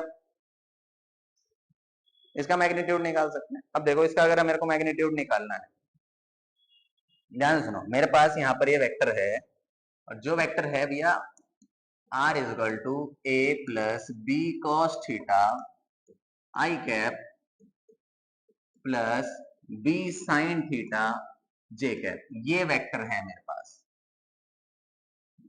जो कि मेरा कैसे आया है? Triangle law of vector addition लगा के आया है। अगर मेरे को इसका मैग्नीट्यूड चाहिए तो भैया मैग्नीट्यूड कैसे निकालेंगे? ऐसे लिख लो या फिर सिर्फ आर लिख लो। मैग्नीट्यूड कैसे निकालेंगे भाई? मैग्नीट्यूड निकालेंगे अंडर रूट एक्स एक्सिस वाली चीज का स्क्वायर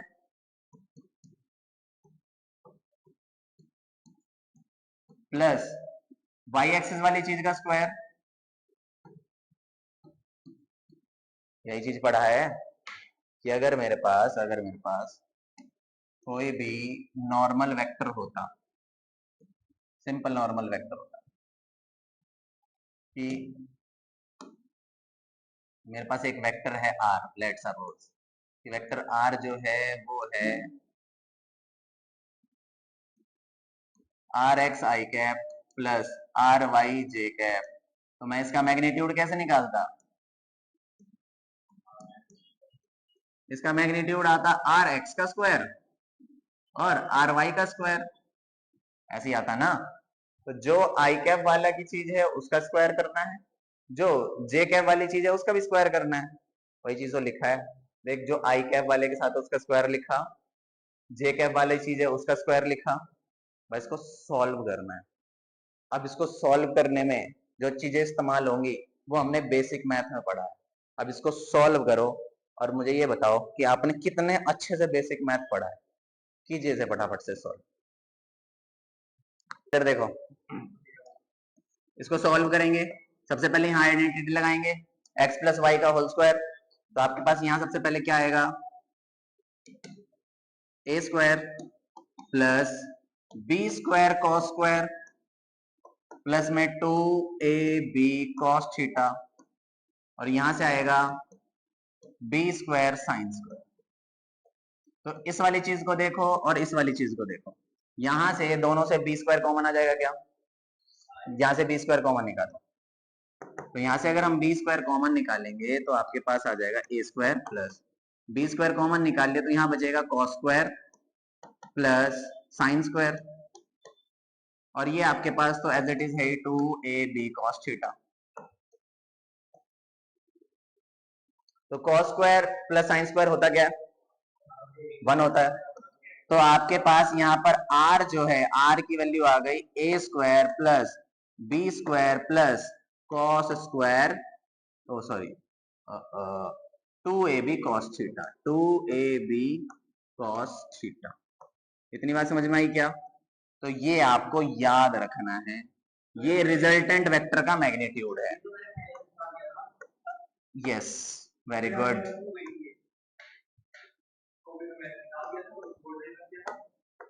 मैंने कब कहा गलत?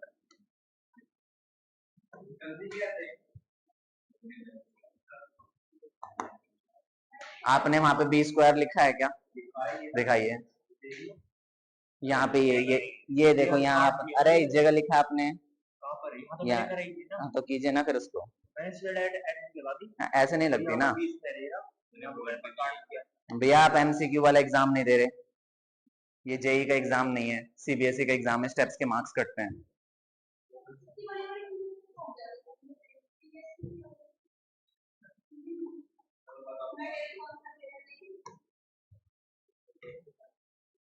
तो भैया आपको ये याद रखना है कि वेक्टर आर ये है, रिजल्टेंट वेक्टर ये है, और रिजल्टेंट वेक्टर का मैग्नीट्यूड ये है। ये जो लिखा है ये आपका रिजल्टेंट वेक्टर है।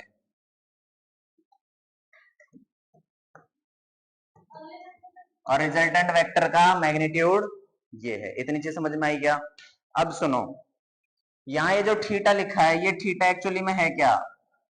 ये जो थीटा लिखा है हमने, अरे भैया सुन लो, ये जो थीटा है, ये जो थीटा है, this theta is angle between vector A and vector B. Vector A और वेक्टर बी के बीच का एंगल है। इतनी बात समझ में आई क्या? अब सुनो भाई, चीज तो हमारे पास ये थी ना कि वेक्टर ए ये है, वेक्टर बी ये है, और इनका रिजल्टेंट आर ये है। यही चीज है। इनके बीच का थीटा कौन सा होगा? ये वाला थीटा होगा। तो इस थीटा के चेंज होने से, इस थीटा के चेंज होने से आपका रिजल्टेंट वेक्टर की मैग्नीट्यूड और डायरेक्शन, ये सारी चीजें चेंज होगी। तो लेट सपोज कि भैया अगर आपका ये जो थीटा है, ये थीटा 0 डिग्री हो जाए, थीटा कितना हो जाए? 0 डिग्री। इसका मतलब क्या है? ये थीटा 0 डिग्री हो जाए, इसका मतलब क्या है? इसका मतलब ये वेक्टर ए इधर है और वेक्टर बी भी इधर है, दोनों सेम डायरेक्शन में है। अगर दोनों सेम डायरेक्शन में है तो वेक्टर आर को अगर मैं ए के, अच्छा वेक्टर आर क्या होगा? ए प्लस बी होगा। ये तो सब में चीज सेम है। तो यहां पर मैं ये कह सकता हूं, अगर दोनों का थीटा सेम है, तो ये जो फॉर्मूला है, इस फॉर्मूले में अगर आप यहाँ रिजल्टेंट वेक्टर निकालना चाहो तो यहाँ थीटा की वैल्यू 0 पुट कर दो, ठीक है। और मैग्नीट्यूड निकालना चाहो तो यहाँ थीटा की वैल्यू पुट कर दो। तो अगर हम रिजल्टेंट की बात करें, यहाँ थीटा की वैल्यू 0 पुट करोगे तो यहाँ पर देखो एक्चुअली में आएगा क्या, ध्यान से देखना। कॉस जीरो कितना होता है? 1 होता है। तो यहाँ पर आपका ये क्या बन के आएगा? A square plus B square plus 2ab। Identity लग जाएगी ए प्लस बी का होल स्क्वायर, स्क्वायर से रूट कट जाएगा, मैग्नीट्यूड क्या आएगा? ए प्लस बी आएगा क्या? तो अगर आपका थीटा जो है वो 0 होता है तो जो रिजल्टेंट है वो रिजल्टेंट आएगा ए प्लस बी। देखो किसी के ऊपर भी एरो नहीं लगाया हुआ, एरो नहीं लगाया मतलब आर का मैग्नीट्यूड ए के मैग्नीट्यूड और बी के मैग्नीट्यूड का सम के बराबर आएगा। तो ये चीजें कुछ याद रखने वाली हैं, जो क्वेश्चन करते टाइम हमारे बहुत काम आने वाली है। आप चाहें तो उसमें पुट करके खुद सॉल्व करके देख सकते हैं कि भैया ये इसके बराबर आएगा, ठीक है। अच्छा, अब आप एक बार ऐसा भी कर सकते हो कि भैया थीटा की वैल्यू 90 डिग्री डाल के देख लो। अगर थीटा की वैल्यू 90 डिग्री डालेंगे तो क्या ये चीज हमने पहले भी सॉल्व करा हुआ है क्या? अगर थीटा की वैल्यू 90 हो, देखो सुनो,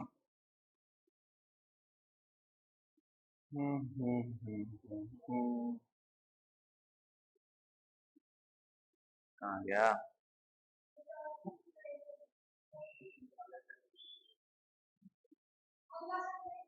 अरे चलो जा।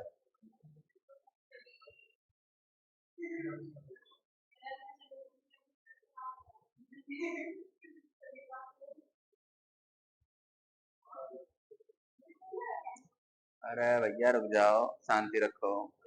टॉपिक कहाँ गया? ऊपर ऊपर नीचे, टॉपिक खो गया। ये रहा भाई, देखो ये था हमारा कि भैया एक एक्स एक्सिस में है, एक वाई एक्सिस में है। तो हमने बोला कि भैया ये देखो, ये एक हमारा किस में है, एक्स एक्सिस में है, ए एक्स, एक दूसरा है वाई एक्सिस में, ए वाई। तो रिजल्टेंट ए आया था, इसका मैग्नीट्यूड ऐसे निकाला। इसी तरीके से अगर मेरे पास ये वेक्टर हो ए, इसी तरीके से ये वेक्टर हो बी, कितने का एंगल फॉर्म हो रहा है, 90 का। तो रिजल्टेंट ये आएगा। तो यहां से मैं रिजल्टेंट क्या कह सकता हूँ, ये रिजल्टेंट जो होगा वो होगा अंडर रूट में ए का स्क्वायर प्लस बी का स्क्वायर। कोई दिक्कत? अगर आपको ये चीज समझ में आती है तो इससे बढ़िया तो कुछ है ही नहीं। अगर आप इस चीज में ये लग रहा है कि भैया कि कभी मैं जाके भूल सकता हूं, तो भैया आप ये कर सकते हो कि ये फॉर्मूला आपको कराया है, ये मैग्नीट्यूड वाला फॉर्मूला कराया है, इस थीटा की जगह 90 पुट कर लो। कॉस 90 क्या होता है, कॉस 90 जीरो होता है। तो ये पूरी वाली चीज जीरो हो गई। यहाँ क्या बचा, R is equal to under root A square plus B square. तो आप यहाँ पर सीधा लिखेंगे कि अगर थीटा जीरो है तो ये आपका ए होगा, ये आपका बी होगा। तो आपका जो रिजल्टेंट है आर का वो आएगा under root A square plus B square. इतनी बात समझ में आई क्या? अब अगर अब अगर अब अगर मुझे ये बताओ, अगर ये 180 हो जाए तो, अगर इनके बीच का थीटा जो है वो 180 डिग्री हो जाए, 180 का मतलब ए इस तरफ है और बी इस तरफ है। जब दोनों सेम डायरेक्शन में तो दोनों का क्या हुआ, ऐड। अपोजिट डायरेक्शन में तो सब्ट्रैक्ट होगा। सिंपल सी चीज है यार, वेक्टर है, वेक्टर डायरेक्शन के ऊपर डिपेंड करता है। सेम डायरेक्शन में तो ऐड होगा, अपोजिट डायरेक्शन में तो सब्ट्रैक्ट होगा। तो आप ये भी देख सकते हो, अपोजिट डायरेक्शन में है तो हम रिजल्टेंट लिख सकते हैं ए, मैग्नीट्यूड लिखना है भाई, एरो नहीं लगाना, ए माइनस बी। और किसी को यहाँ दिक्कत होगी भैया ये कैसे लिख दिया, तो पीछे ये आपको फॉर्मूला दे रखा है, इस फॉर्मूले में थीटा की जगह 180 पुट कर लो, सॉल्व करके देख लो, आपका यही आएगा।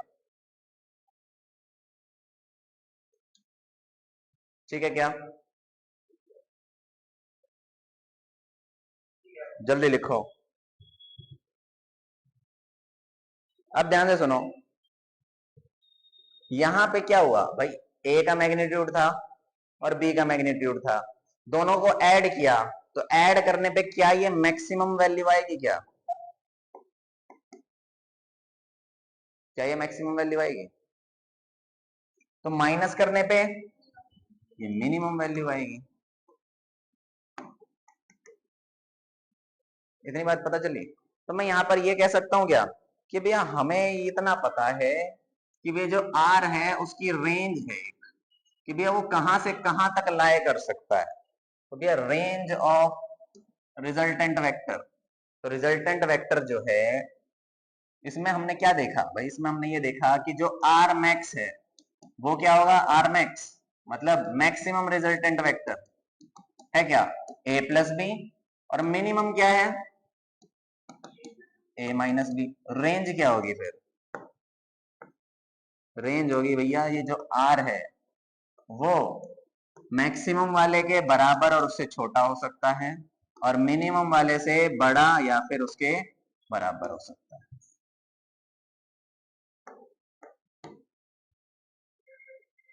तो ये चीज एमसीक्यू में आपसे पूछ सकता है, ये रिजल्टेंट वेक्टर की रेंज क्या हो सकती है, कहां से कहां लाए कर सकता है ये। लिख लिया? चलो भाई सुन, अब मान लो हम तब से पढ़ रहे हैं भाई, ए को बी के साथ जोड़ना है, ए को बी के साथ जोड़ना है, ए को बी के साथ जोड़ना है। वेक्टर एडिशन पढ़ लें तो भाई अगर मान लो कि अगर ऐसा हो जाए इफ कि जो ए है वो बी के बराबर हो जाए, भैया ए बी के बराबर हो जाए। अच्छा ए और बी डायरेक्ट वेक्टर इक्वल नहीं है, इनका मैग्नीट्यूड इक्वल है, सिर्फ ओनली मैग्नीट्यूड इक्वल।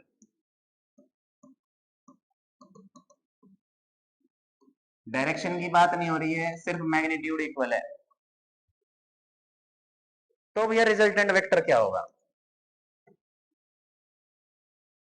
भाई रिजल्टेंट वेक्टर तो हमने ये देखा है ना, रिजल्टेंट वेक्टर हमारा क्या है? रिजल्टेंट वेक्टर का मैग्नीट्यूड, मैग्नीट्यूड लिखा भैया, कोई एरो वैरो नहीं लगाया। तो मैग्नीट्यूड तो हमारा क्या होता है?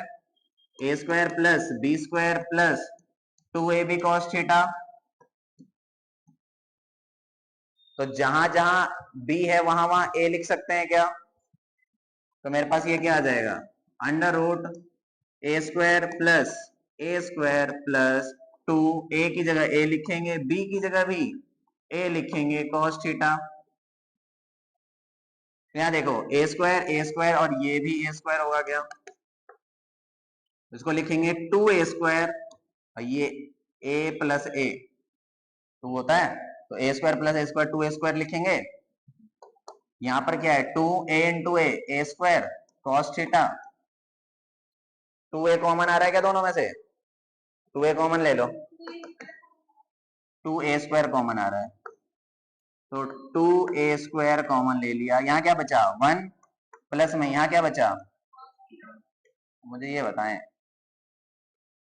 1 प्लस कॉस थीटा का कोई फॉर्मूला है क्या? बेसिक मैथ में पढ़ा था क्या? बेसिक मैथ में कोई ऐसा फॉर्मूला पढ़ा है आपने? 1 प्लस कॉस थीटा।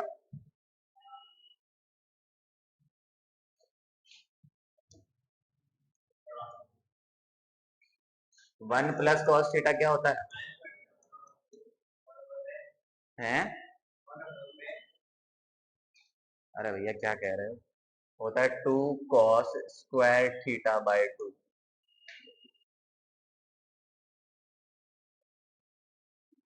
देखो ध्यान से देखो, 1 प्लस कॉस स्क्वायर थीटा होता है हमारा 2 कॉस स्क्वायर थीटा बाय 2। ये फॉर्मूला हमने बेसिक मैथ में पढ़ा हुआ है। अब ये बेसिक मैथ पढ़ाया ही इसलिए था कि कहीं पे भी यूज हो सकता है। जो यश कह रहा था एक जैसे सारे फॉर्मूले याद करने में मुश्किल है।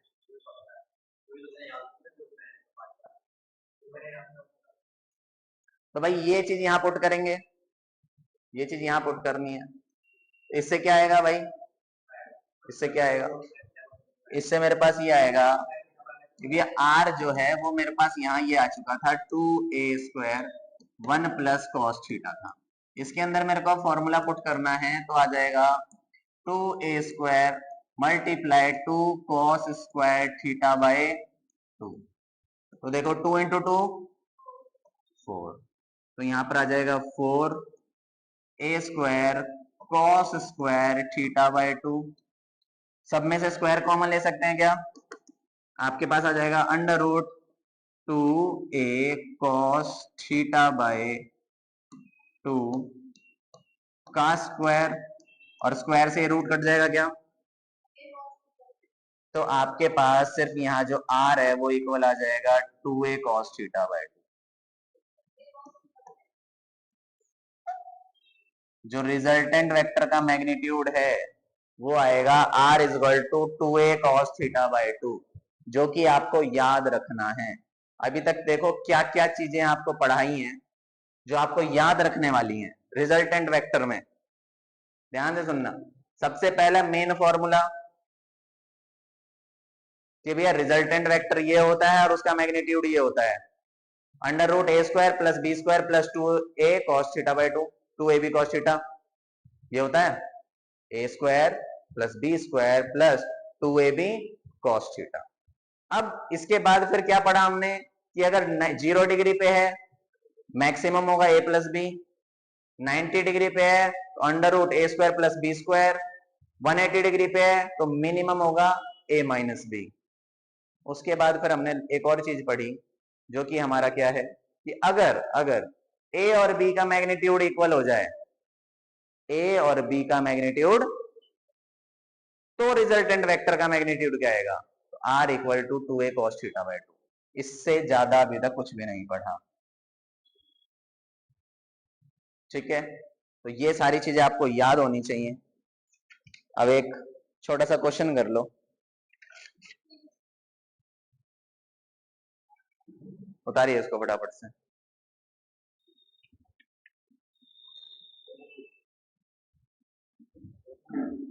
आइए फटाफट आइए।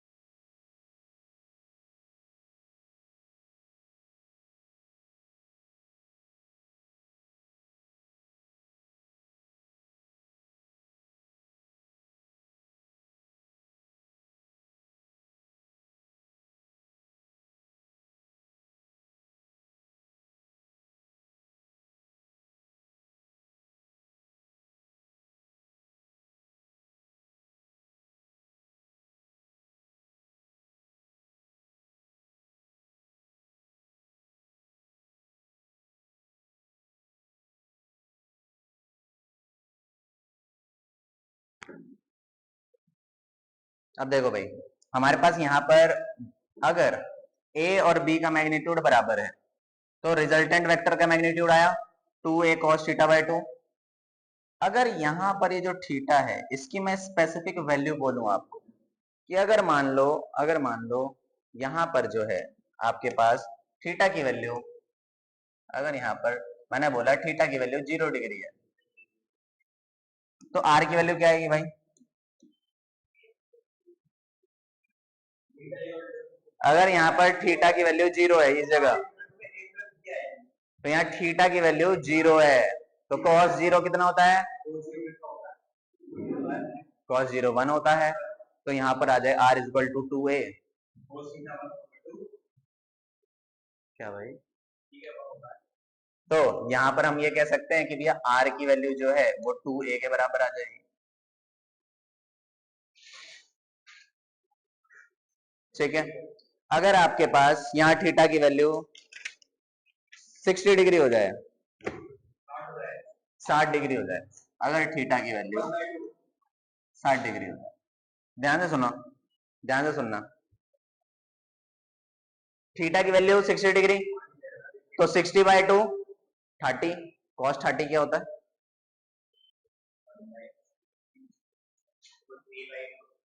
√3/2। तो जो बाएं में 2 है उससे ये वाला 2 कट जाएगा, तो आपके पास यहाँ पर क्या आ जाएगा? आर की वैल्यू आ जाएगी √3a।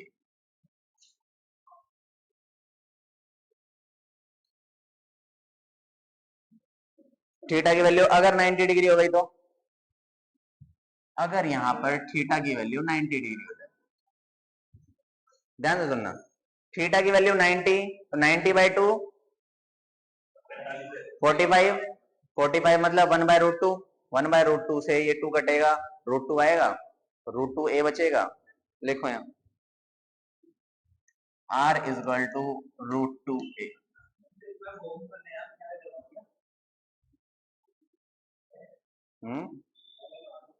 यस,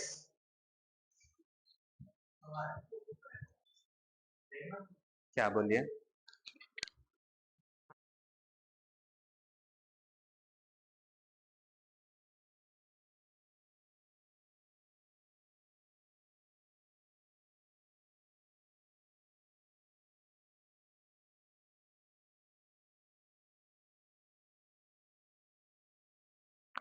अब थीटा की वैल्यू डालो 120 डिग्री।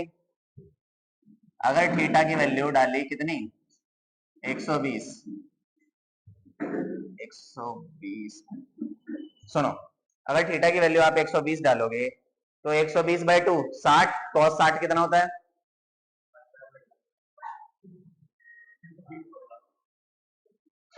तो cos 60 की वैल्यू होती है 1/2, 2 से 2 कैंसिल आउट हो जाएगा, तो आपके पास यहाँ पर r की वैल्यू आ जाएगी इक्वल टू a।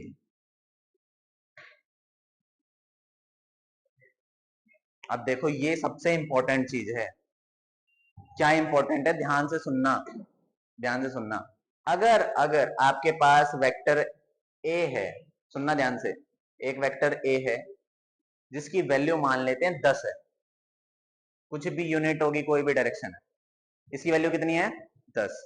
मान लो एक और वेक्टर है यहाँ पे, एक और वेक्टर है b, इसकी वैल्यू भी कितनी है? 10। तो क्या दोनों का मैग्नीट्यूड सेम है? 10 10 है? थोड़ा सा तमीज में देखो इसका, दोनों की वैल्यू 10 10 है, तो इसका रिजल्टेंट आएगा, रिजल्टेंट वेक्टर आएगा, इसका रिजल्टेंट आएगा, रिजल्टेंट की वैल्यू पता कितनी आएगी? ये भी 10 आएगी अगर ये 120 डिग्री पे। तो वेक्टर r जो है वो बनता कैसे है? a प्लस बी के, a का मैग्नीट्यूड कितना है? 10 है, b का मैग्नीट्यूड कितना है? 10 है, तो रिजल्टेंट का मैग्नीट्यूड भी कितना आएगा? 10 ही आएगा। अगर 120 डिग्री हुआ तो r इक्वल आ जाएगा a के। तो ये इंपॉर्टेंट है, ध्यान से सुनना। कभी भी रिजल्टेंट वेक्टर के इक्वल हुआ तो यानी कि वो 120 डिग्री पे होगा। ओके, अब अगर आपका ये जो थीटा है, यही थीटा 180 डिग्री हो जाए, यहां पर 180 पुट करोगे, 180/2 90, cos 90 कितना होता है?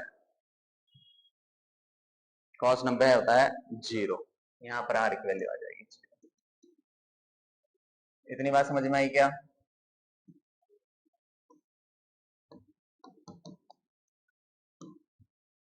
याद रखना है आपको, ठीक है?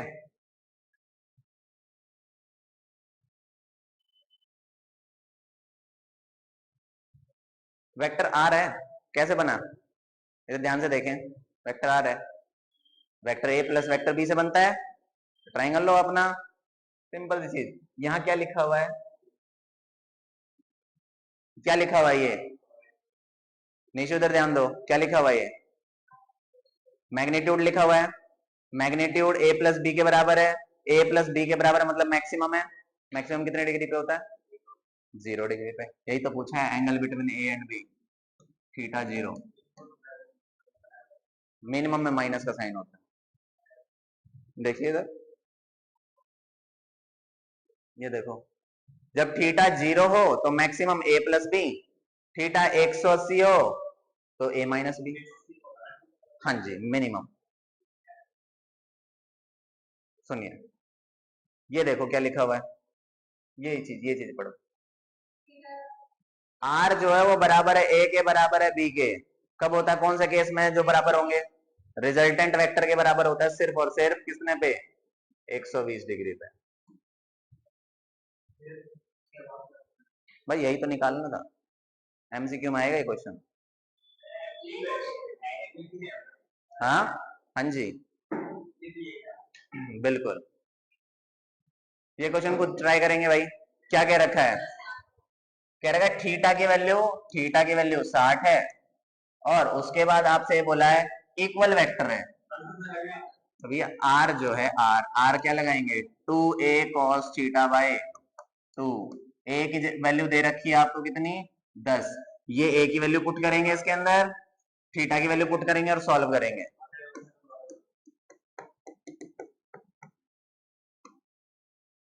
अब सुनो क्या कह रखा है, ध्यान से देखें। एक रिजल्टेंट वेक्टर ए और बी है, ठीक है, और ये कह रखा है, ये कह रखा है, ये कह रखा है कि आपके पास ये रिजल्टेंट है। रिजल्टेंट ने यहां पर एंगल बना रखा है अल्फा, और ये एंगल बना रखा है बीटा। क्वेश्चन थोड़ा सा विच नहीं लिखा है, वेयर।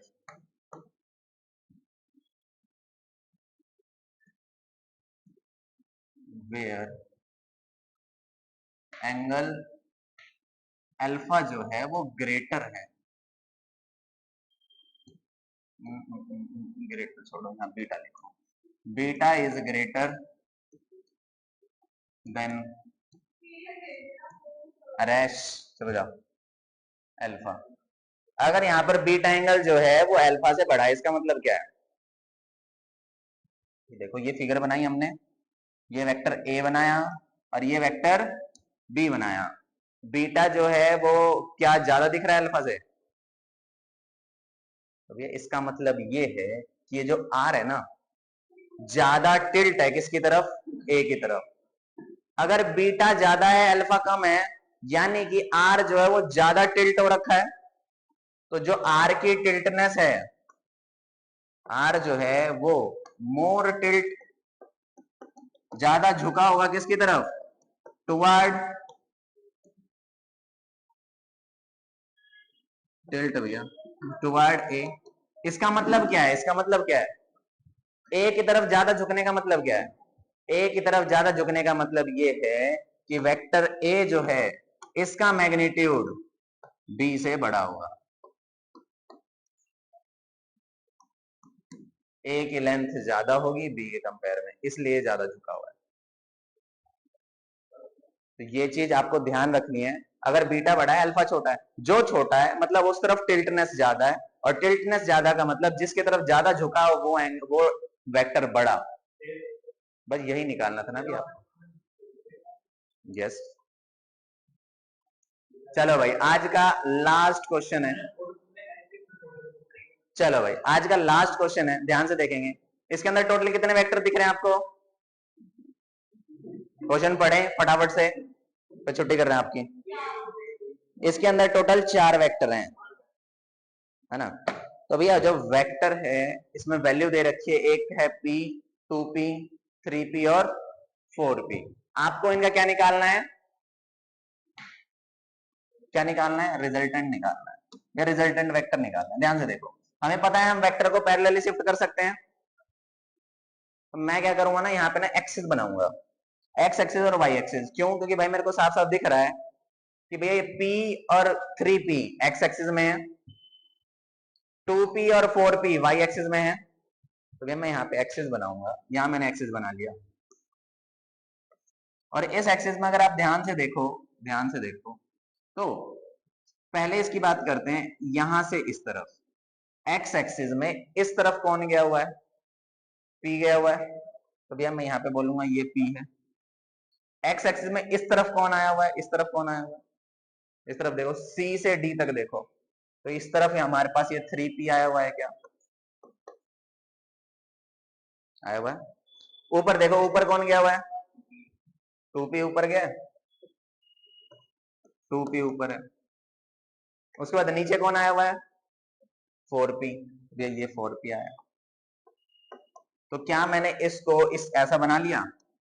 कैसे बनाया भैया? वेक्टर को शिफ्ट करके भैया वेक्टर की पोजीशन हम चेंज कर सकते हैं, बस मैग्नीट्यूड और डायरेक्शन चेंज नहीं होनी चाहिए। तो हमने सारी चीज लिखी, इधर p लिखा, इधर 3p लिखा, ऊपर 2p लिखा और नीचे 4p लिखा। अब देखो, क्या ये p और ये 3p अपोजिट डायरेक्शन में है? अपोजिट डायरेक्शन में है। अगर अपोजिट डायरेक्शन में तो माइनस होंगे, अपोजिट डायरेक्शन मतलब माइनस होंगे। तो 3p में से p गया, कितना बचेगा? हाँ, 2p बचेगा।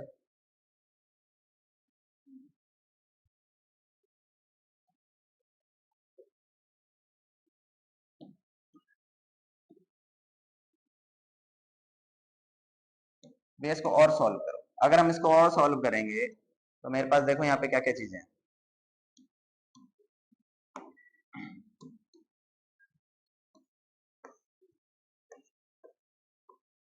ध्यान से देखेंगे, मेरे पास यहाँ पर 3p में से 2p गया, तो मेरे पास इस डायरेक्शन में 2p बचेगा। क्या 2p बचेगा? ऊपर 2p है, नीचे 4p है, तो इन दोनों को माइनस करेंगे, कितना आएगा? किस तरफ, ऊपर के नीचे? तो नीचे भी इधर आ गया 2p।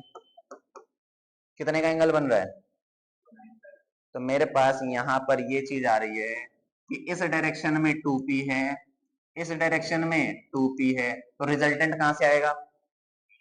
रिजल्टेंट बीच में से आएगा। कितना आएगा?